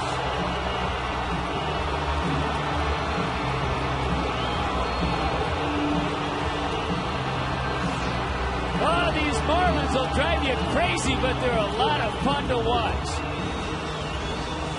Ronnie Paulino can kill left-handed pitching. That's why Freddie got him up there in that situation. Almost goes off. It's at the top of the wall. Kemp can't get to it. Sanchez, here comes Bonifacio, and with nobody out, Coughlin held at third base. Remember, you got a rookie third base coach there, Joe Espada, who made a nice move by holding Coughlin. Because as we saw, for Call fielded the relay, they're going to walk Hanley intentionally to load the bases and pitch to Cantu. I think Ronnie Paulino thought that he got all of this one to straightaway center. Let's see the shot. There it is. Yeah, I think I got it. No, maybe not. Oh, yeah, I'm here at Sun Life Stadium, and it's a long ways out there.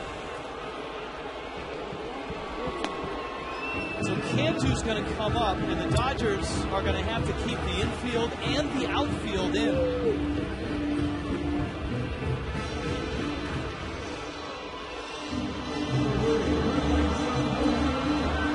See how shallow the outfield is in? They want to be in a position where they can throw someone out at the plate. And that someone will be Chris Coughlin. Coughlin is at third. Jorge Cantu with 5 career walk-off hits. He had 4 last year, and he was jammed on that fastball. And that's that quick delivery that Sherrill has. You've got to be ready as he's coming set.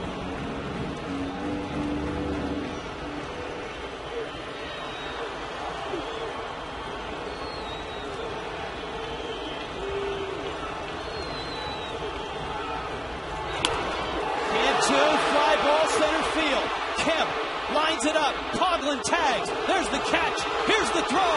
He is safe. Ball game. Marlins win it. Walk-off style.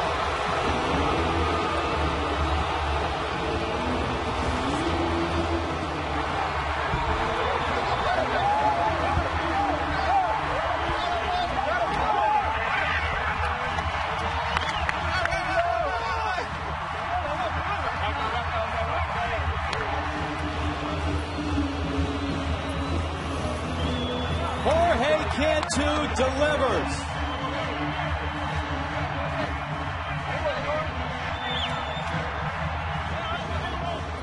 And the Marlins, who coughed up a lead, grab it right back from one of the better relievers in the National League, George Sherrill.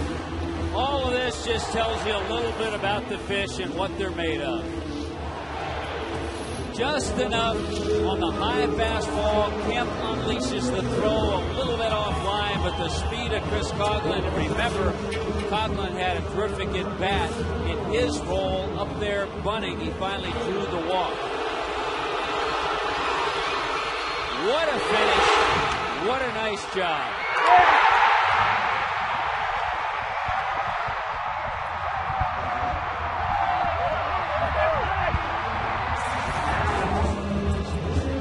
So a Super Saturday is indeed a Super Saturday. 7 runs, 10 hits, 2 errors for the Fish.